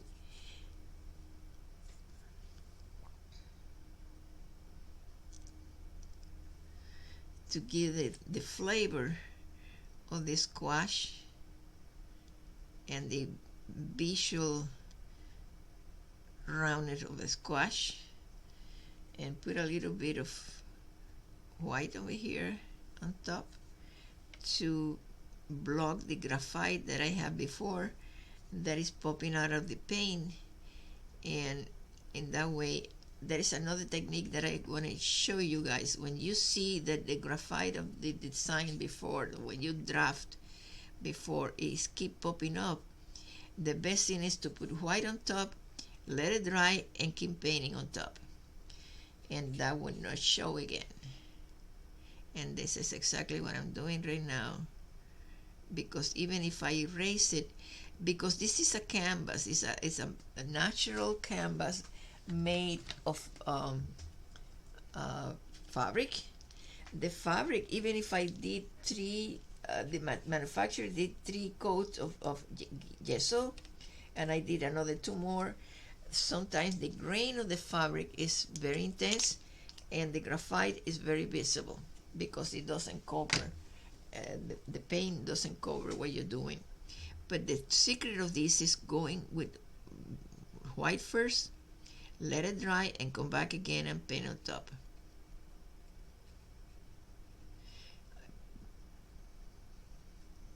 And that way you eliminate the graphite that is been popping off from the seam before. I'm going now with my little cabbages over here. I don't remember how we call these little, because I know that they don't call it pumpkin, they call it another name, but I don't know in English. I know it in Spanish, but to my Spanish speaking student, one of the classes is going to be totally in Spanish, and I want to do translation. In that way, I kind of benefit everybody. I was thinking of that last night because I said I have many Spanish speaking. I've been having messages from Venezuela, from Argentina and Chile, Colombia. People are sending me messages, and I absolutely love it. And because they are speaking in Spanish only, all the messages are in Spanish, and I like it a lot because in that way I could not forget my own language. But I was thinking that I'm going to create one class totally in Spanish, and I will do the translation maybe simultaneously. In that way, I make happy these people who are watching me across the world, and it makes me feel very happy to do that.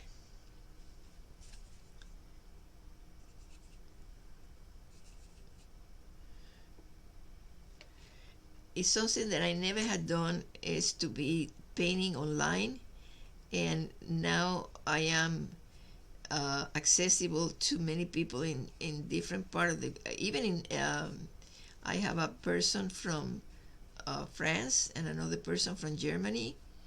I have one in Syria, and is becoming my friend, and I'm becoming kind of a popular. I'm having a lot of friends that I never had before, and they are my friend in Facebook. Before, I never been in Facebook. This is my first time, and I admire the technology now that make us do this communication around the world, which is fabulous. And I am very, very, very happy to be acquiring so many good friends right now that I never had the chance before to have. For you viewers, I am eternally grateful for your comments that have been very flattering and very normally artists, they're not too well known sometimes because we get to be known regionally, but not like this. I am getting information from so far away that I am fabulous. I feel really happy that I could be having friends so unique around the world. For you guys, thank you for watching my classes. Thank you for being my friend. And you could come with a friend over here too.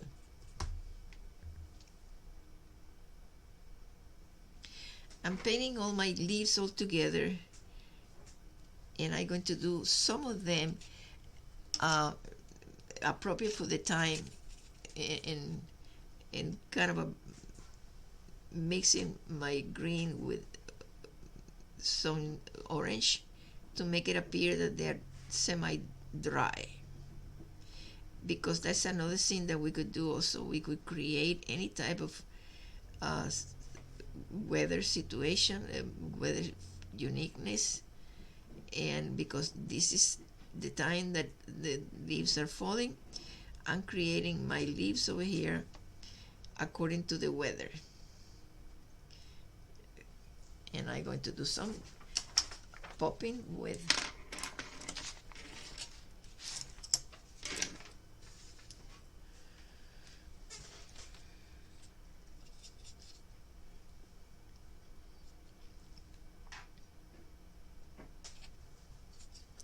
I'm popping off my little cabbages. I know that they have a name in English, but I can't remember right now.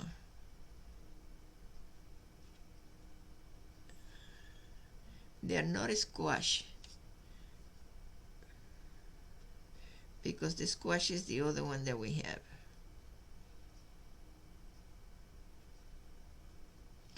And because they're round, I'm making these little roundness with a little bit of darker red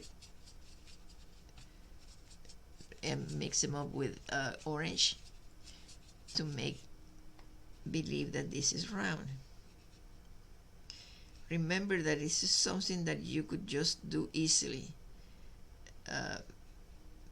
This is a wonderful thing that art do. You could create any round surfaces in top of a flat surface. And to me, this is beautiful. It's just you have to use your own brush in a round way to create the illusion of roundness. Don't forget that.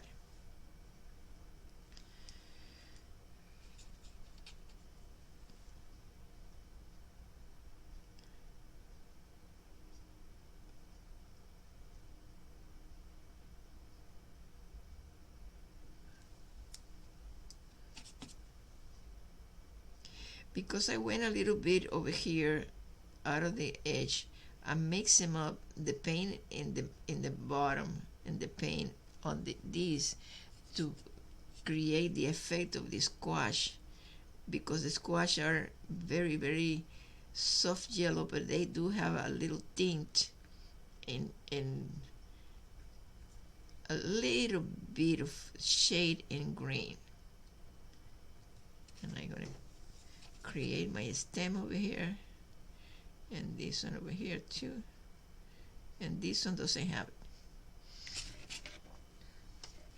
I'm gonna keep going really quick because time is really going, and I hope that you guys have learned a lot today, but I'm going to be a little bit faster because I need to finish on time. I don't want you guys to be in problems for being faster, but I am explaining that sometimes time is our best friend, but it's our worst enemy when you're painting, because I wish I could have more time to do more scenes and teach more scenes, but I had to stick with the situation that we have.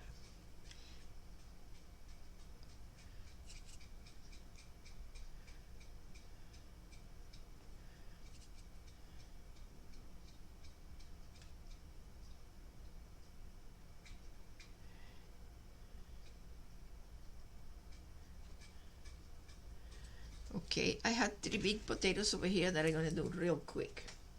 And I'm gonna do my lantern real quick too. And we have to wrap up this in a flash. If I had to hurry, doesn't mean that you had to hurry, okay? Whenever you don't have problems, when you have problems doing something, you could visualize the tape anytime that you want, because that's the good thing from Facebook, that you could run it every time that you need to create something. Doesn't mean that I have to be hurry over here. Doesn't mean that you have to. You do your own pace, your own time, and enjoy what you're doing by watching again and again the lesson. But I had to stick with our time. Unfortunately, this is something that I had no other alternative. I wish we could have more time, but we don't have it.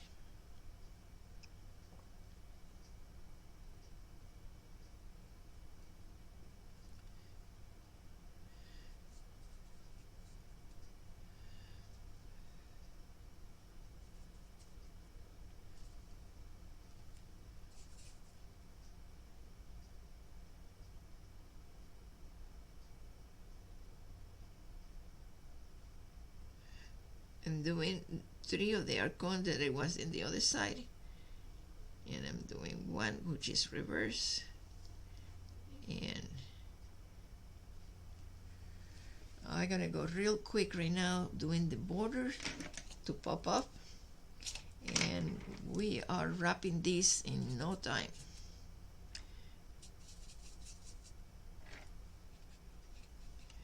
I had a lot of joy teaching, and I had a lot of joy painting, creating this program that I am mixing my philosophy and my way of see things and my way to be positive.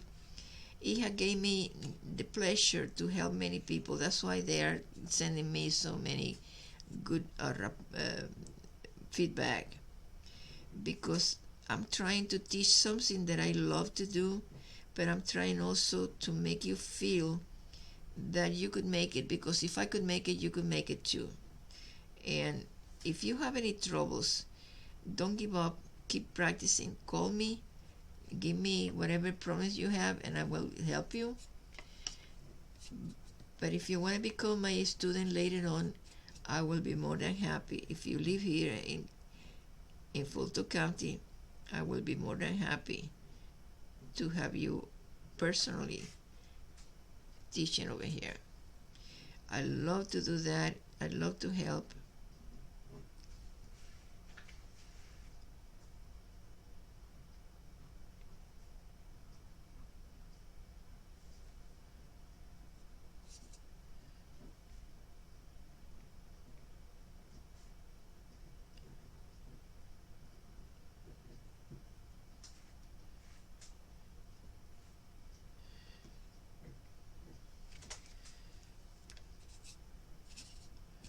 I'm gonna finish this and do this really quick, and this is almost dry, and I could just do whatever what I'm about to do, because I wanted you guys to see the difference.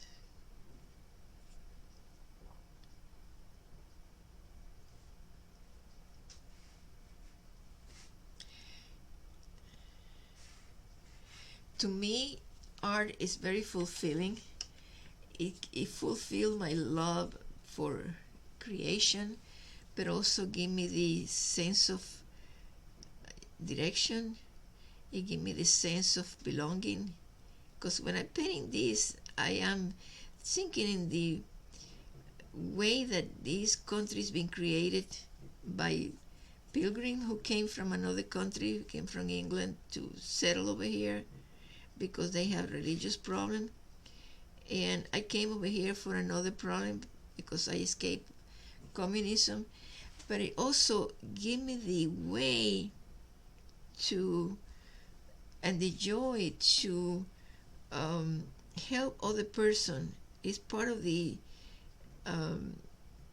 commitment that I have to give back what I had acquired. Is my legacy in many ways. Art is something that we transfer from one artist to another one, of whatever student to another one. And art is like a universal thing that we could do to make life different, because if it wasn't for artists, the world would be very boring. I believe there is many different kind of art, and many different people who are very creative and do things. But if it wasn't for art, the world would be just plain bored. And that's why artists, we are different, and we are creative, and we are in many ways changing our environment. In my case, because I am very optimistic, I hope that I could change your frame of mind and make you feel good with yourself, good with your environment, good with your friends, your family, everybody around you. Because that's what we are. We are creation of our creation of intelligent beings that could do many things. Okay, I'm done with my potato. I'm done with my and I'm going to just finish my icon over here and do the lantern, and we are done in this class. Next class is going to be another adventure. I always see art as an adventure because sometimes I visualize something and it came out another one, and that's what I adore what I'm doing, because I have some sort of a power to create something that appeals to many people, make them happy because it's pretty, and make me happy because I could be able to create it. And if I could do something, I'm no better than you are, you could do it too. It's just I've been doing it for a long time, and I have been very, very, very persistent enough to keep working on it, despite of sometimes I don't have the time, or I cannot do anything. I'm gonna do quickly my my scene over here, my cover here, and do this, and we are done. To do this, I'm just gonna create over here calico. Very easy.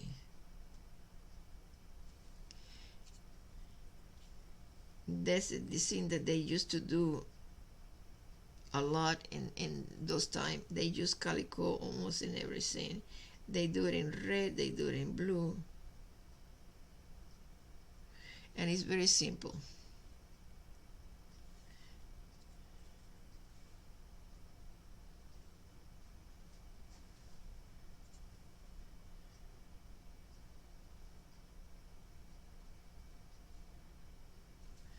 See? Piece of cake.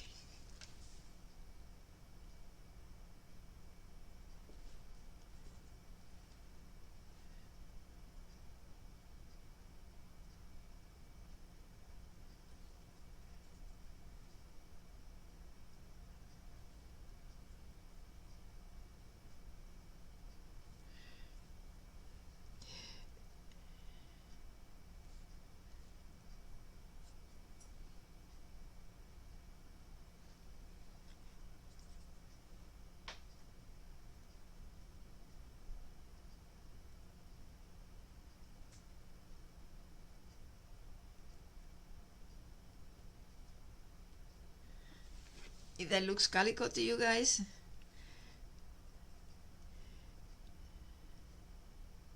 I love calico blue, but I like more calico red because it's cuter. Plaid, I think. Well, they call it calico in Spanish, and they call it plaid in England. There you go. And they call it in France, they call it another way too. I don't remember because I'm French Canadian, but I lost my father many years ago, and I lost my French. And one of these days I'm going to go back to college and have some French refresh my French again, and do remember my own, because when I came to this country I was trilingual, but I forgot because I didn't have anybody to practice with or talk to. When my father passed away, I couldn't talk to anybody because I was nobody around who knows French. I lost it. I understand, but I cannot speak it. If you don't practice what you do, you are in trouble. And I'm gonna do real quick my other lantern, and we are wrapping up this really, really quick. To do the lantern, I'm gonna mix again the copper that I had with paint, and to create the effect of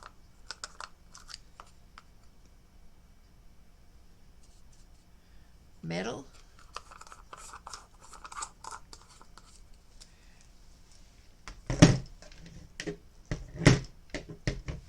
Okay.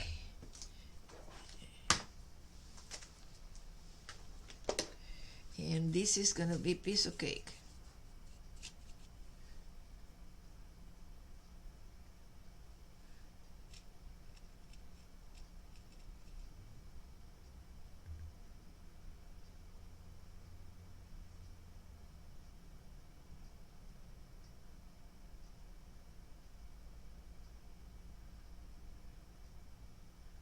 because I'm doing two different kind of paints together. It's a mixed paint. The brush is not helping too well, but we want to make it help. We're going to make it done.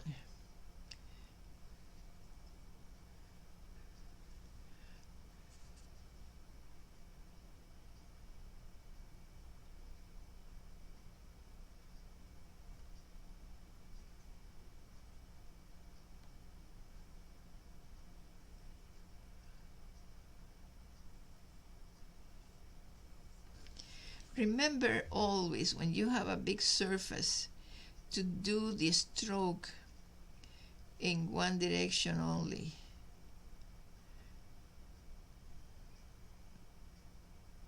And this is something that I recommend you to practice.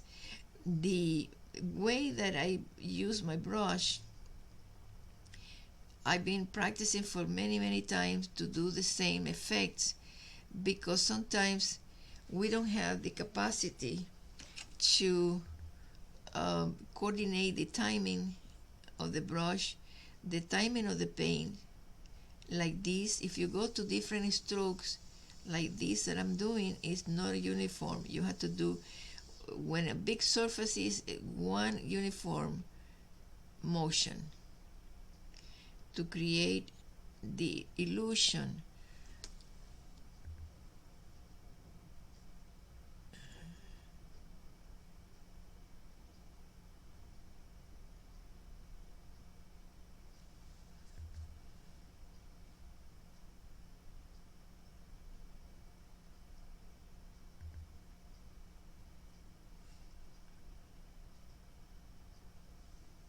That's what a steady hand works.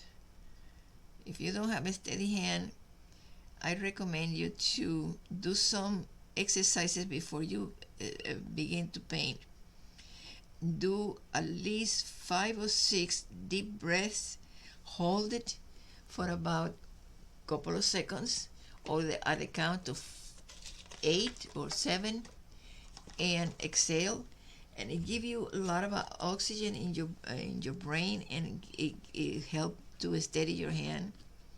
I had done that a lot when I had to hurry and I get panicky. Like right now, I wanted to do the timing, but I need to be steady. I practice breathing exercises, because our brain works much better when we are bringing oxygen to our brain. If you don't have a steady hand, especially the senior person that have some troubles, I recommend you very dearly to do breathing exercises before you start painting. That will help you tremendously with the steadiness of your hand, and also it will help you also to think better, to perceive better and easier.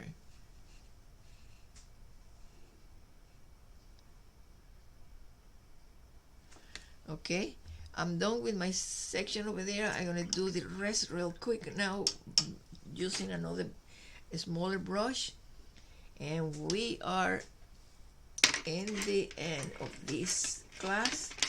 Happily ever after.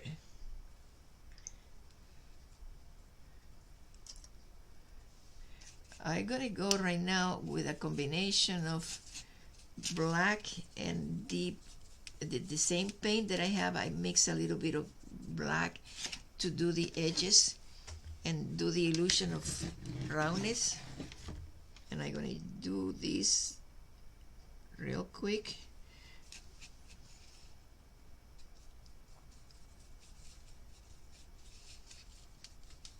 If the paint, because I'm using the same polymer, it dries, don't worry about it. Just put a little bit of water on it, and it will give you the consistency to paint really quick. And I'm going to do this really quick.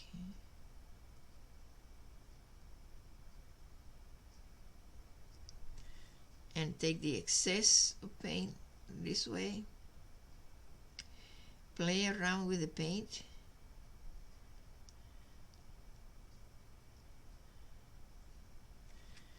And let's keep going with the edges.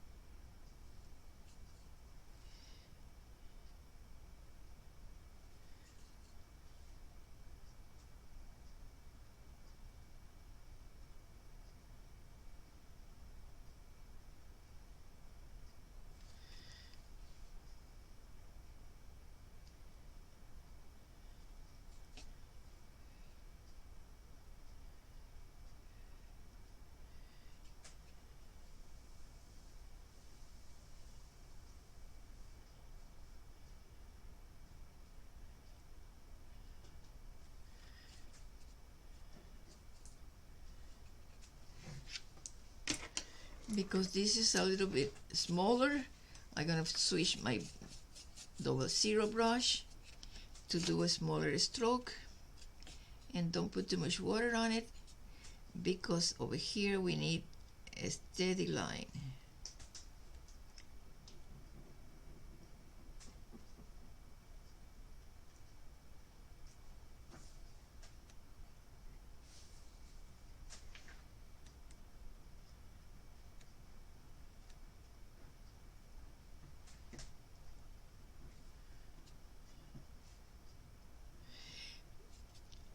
Watching this video over and over and over, it will give you the consistency of doing this round. Keep practicing, because the more you practice, the better it is.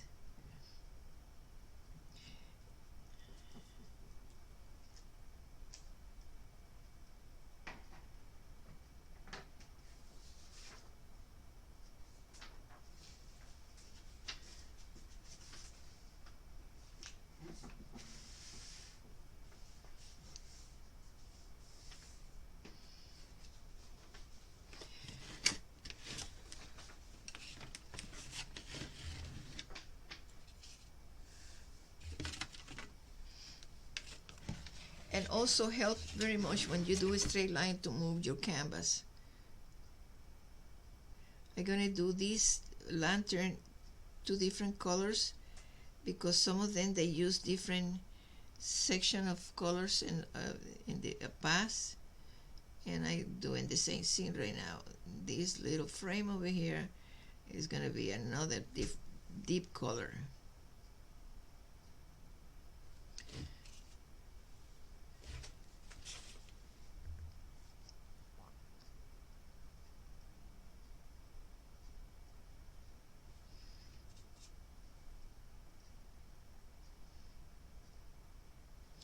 This is the window of the candle holder or the lantern, and this glass is part of the thing that the holder have to prevent the air putting the candle off.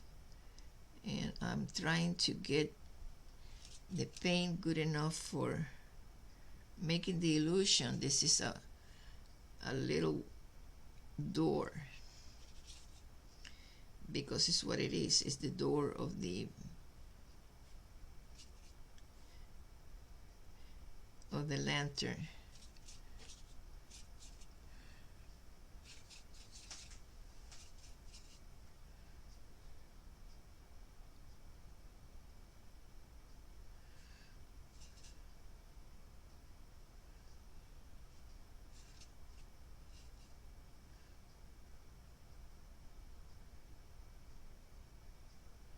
Because this is a big area, I have to use my brush, go over and over on top to cover the surface, because my canvas, even if it is prime, is not helping. And I'm going to try to do it wider, in that way the paint sticks.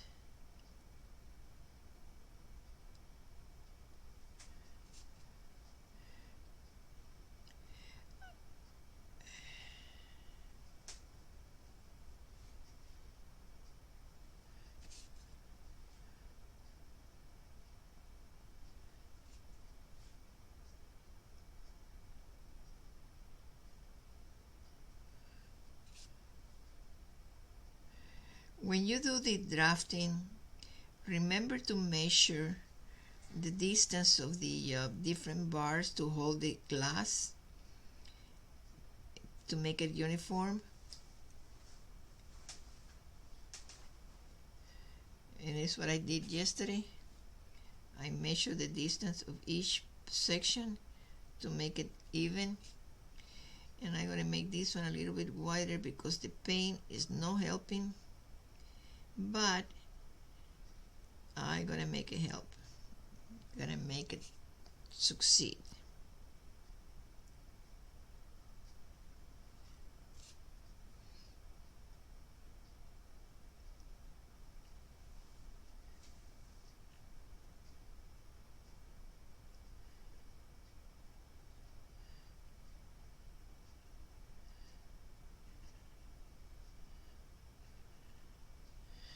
I'm gonna get over here the little knob that we used to nice to have to open this place, because this is a like a door for holding the candle without any air over there who could put it off.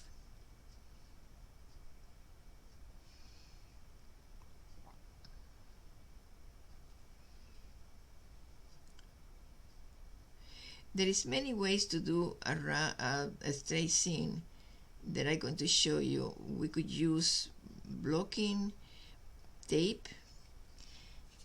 There's another scene that in the future I want to teach you guys. Doing it freehand like I'm doing it right now is a pain in the neck, but I'm doing it.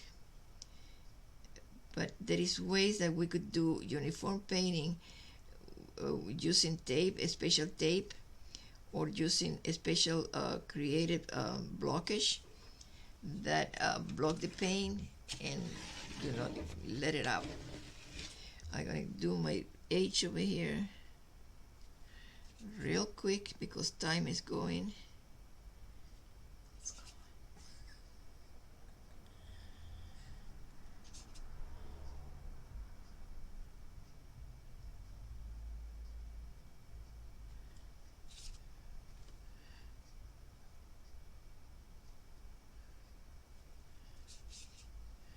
And around here.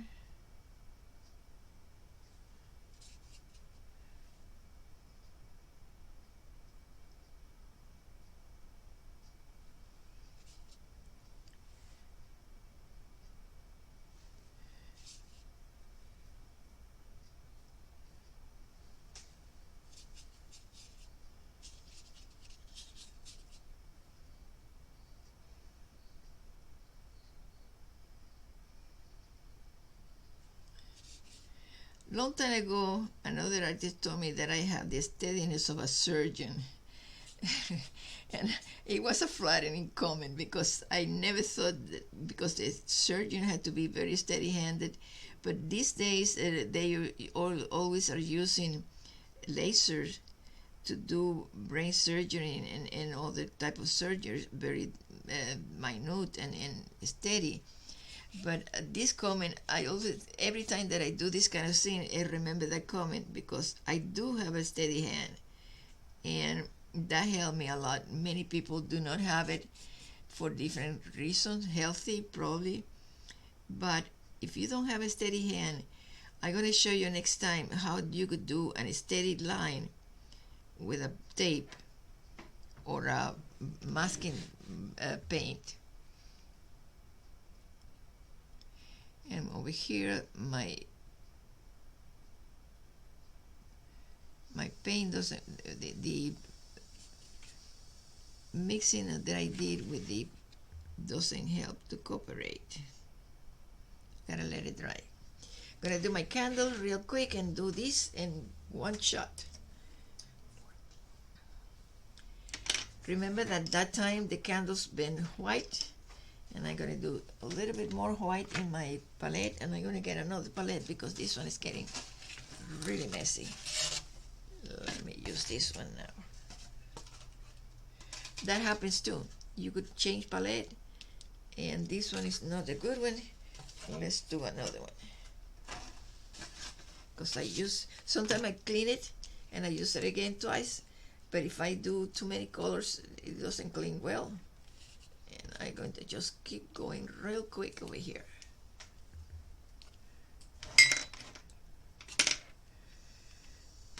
My friend Timing is not cooperating with me today, or I'm not cooperating with him. I don't know. Maybe it's my fault. But in art, when you do at home, it's another story. You could take your time. You could do easy for yourself. Don't get wound out. Don't get frustrated, because you are the master of your time. And I'm going to tell you a little bit of my philosophy with time. Time well invested is absolutely fabulous, but it takes a little while to learn how to invest your time in a good way. And it took me time to learn it too. In art, timing is very precious, and in art, time is a wonderful thing. I never had taught online before, and I'm learning myself right now how to improve myself. And for the next class, I had to improve myself to make this possible in the time that I have.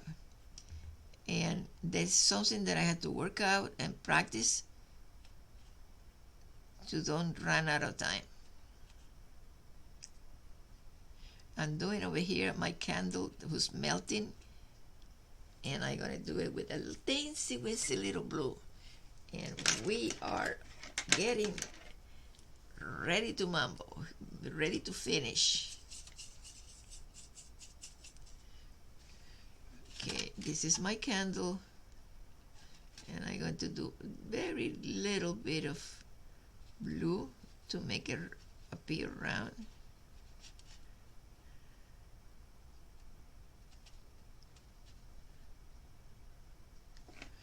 And I'm going to do my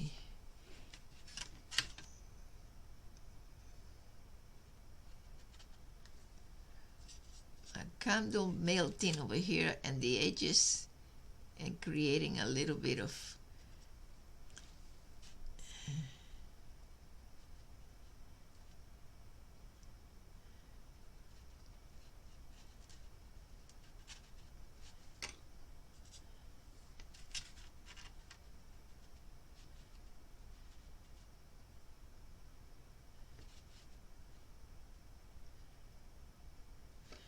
the rest is piece of cake.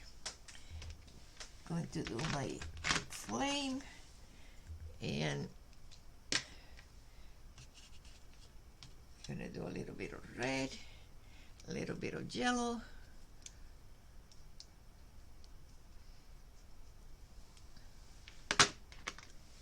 a little bit of orange, not too much. And we are wrapping this real quick.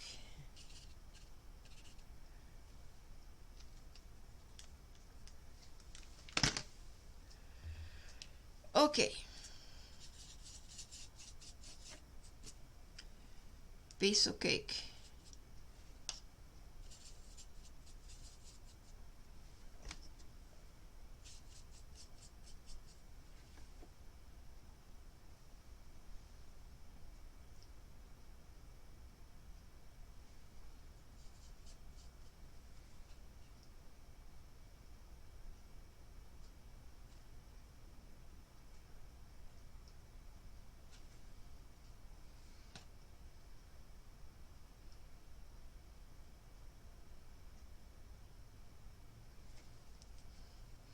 And now we're going to create the illusion of light, and this is going to be easy. Very, very nice.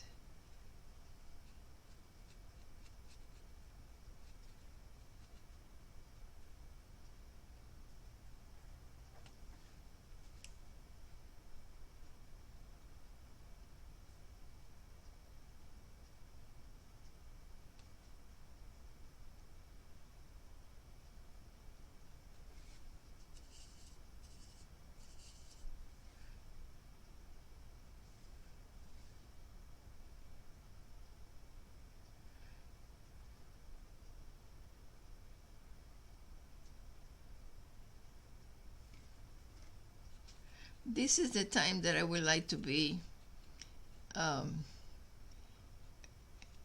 king cake, because I need to keep practicing to do the reflection that King Kate mastered to do candlelight.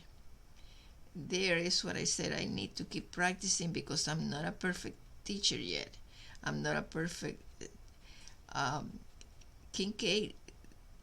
I don't know if I could be as good as he was, but he was fabulous.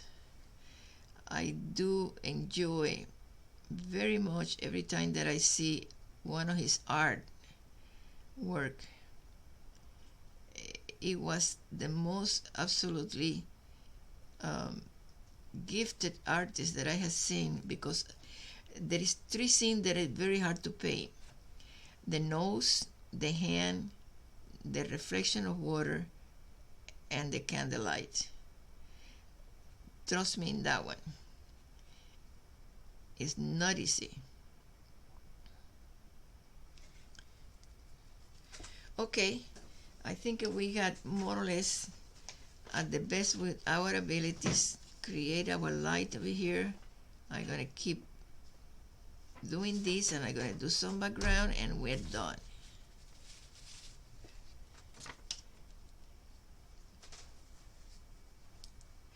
You can watch also my videos on YouTube channel, Hope and Sunshine Fine Art Studio. Please click this subscribe button while you are there, and very thank you for that. I would love to see your comments. I would love to have your feedback. The more that I hear from you, the more happy you make me, because artists, we try to convey a message with our art, but also we love to see the feedback that people have with our work, because that makes us feel better and make us also to improve. And I always are open for any kind of suggestion, because I never thought that I could be good enough. My worst critic is myself, because I am a perfectionist. I always think that I could do it better, and if I keep thinking that way, that's what I get to perfection. I'm not perfect, but I try. Perfectionist people are very severe critics of themselves, but the report that I receiving, the tremendous amount of good comments that I'm receiving, make me feel so happy, and that's what I've been trying to convey to you guys. Don't be ashamed to criticize my work, as much as it is constructive criticism that I could keep learning and better myself. I adore that. Destructive criticism sometimes occur, and let me tell you, it is a challenge for me when I find a destructive person who criticizes me really harsh. What it does is it triggering me, that part of me that love challenges, and I try to prove that person that I could do it, and I get there. I get there with myself.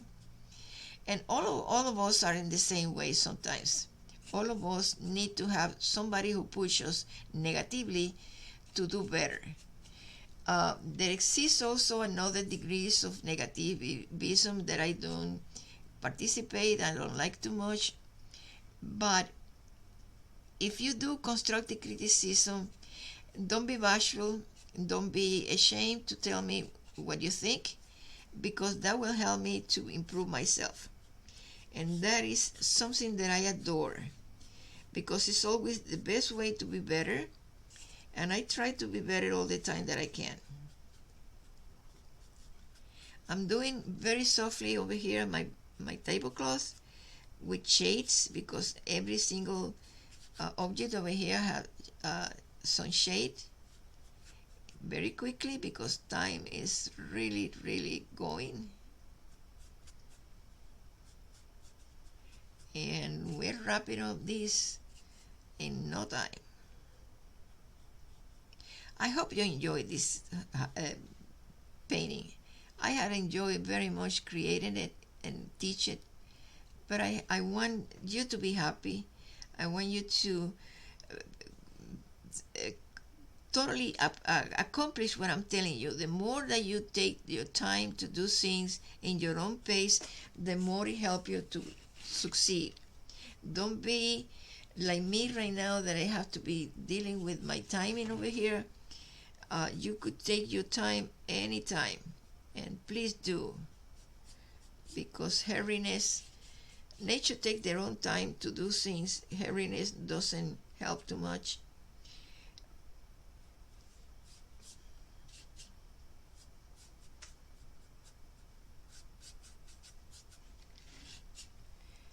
I want to thank my viewers today, the patience that you have. I want to thank my lady technician over here, that she has the patience to uh, watch all of these, be attentive to the time, be attentive to what I'm missing, and help me over many ways that I cannot thank her enough. And I would love to hear your comments. I'm going to do this real quick, but you could do it slowly and enjoy doing it.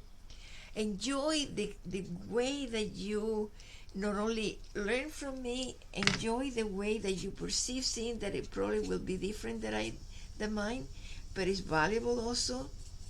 And enjoy the time to do this.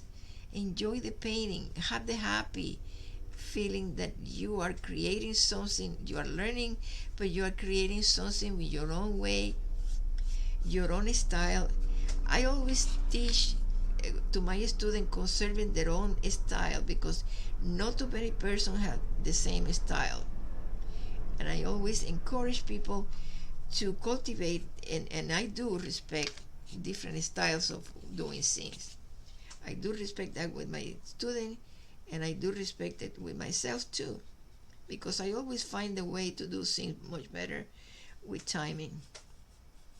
It's just right now my time is going to the end, and I had to say that I have a hairy situation to go through, but I think we did it.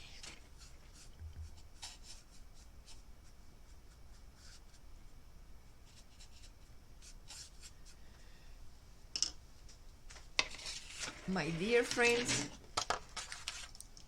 I hope that you have the same joy that I did have painting this and teaching you guys. I hope that you have the ability to copy what I do and do your own style also. Doesn't mean that you have to copy exactly. If you want to, you are totally able to do something much better. Please do. I'm gonna sign this, and I'm gonna keep thanking you guys to stick with me for the next class. You're going to adore that, because I am going to teach you something that is very difficult to do, and you're going to learn a lot with me. I am so happy that I could do this to make you guys learn something new, something better, something happy, constructive, uplifting, and make you feel like a winner, like I feel right now. I feel happy that I could accomplish this, and I could also teach you guys to do it. I feel happy that you are my friend, and I hope that you have a wonderful, wonderful Thanksgiving. I hope that you have joy with your family and friend. I hope that you are absolutely blessed with a beautiful time. And one of the most gorgeous time in the year is this one, because we should be giving thanks every day, but this day is a special day to give thanks for everything that we had done, everything that we had received, and give thanks is one of the most brilliant things that we could do. I'm going to give you my thanks to be my student, to be with me, to bear with all the timing that I do, and sometimes I go over the time. I'm going to thank you for your patience. I'm going to thank you for your friendship, your comments, and please go back with me next week and Wednesday, and you're going to be learning something beautiful, okay? and something gorgeous to enjoy, to give away, or to keep as a historical thing, because we are doing things historical over here. I say so long. God bless you. Have a wonderful Thanksgiving. Peace, love, shiny happiness to all of you. Bye-bye.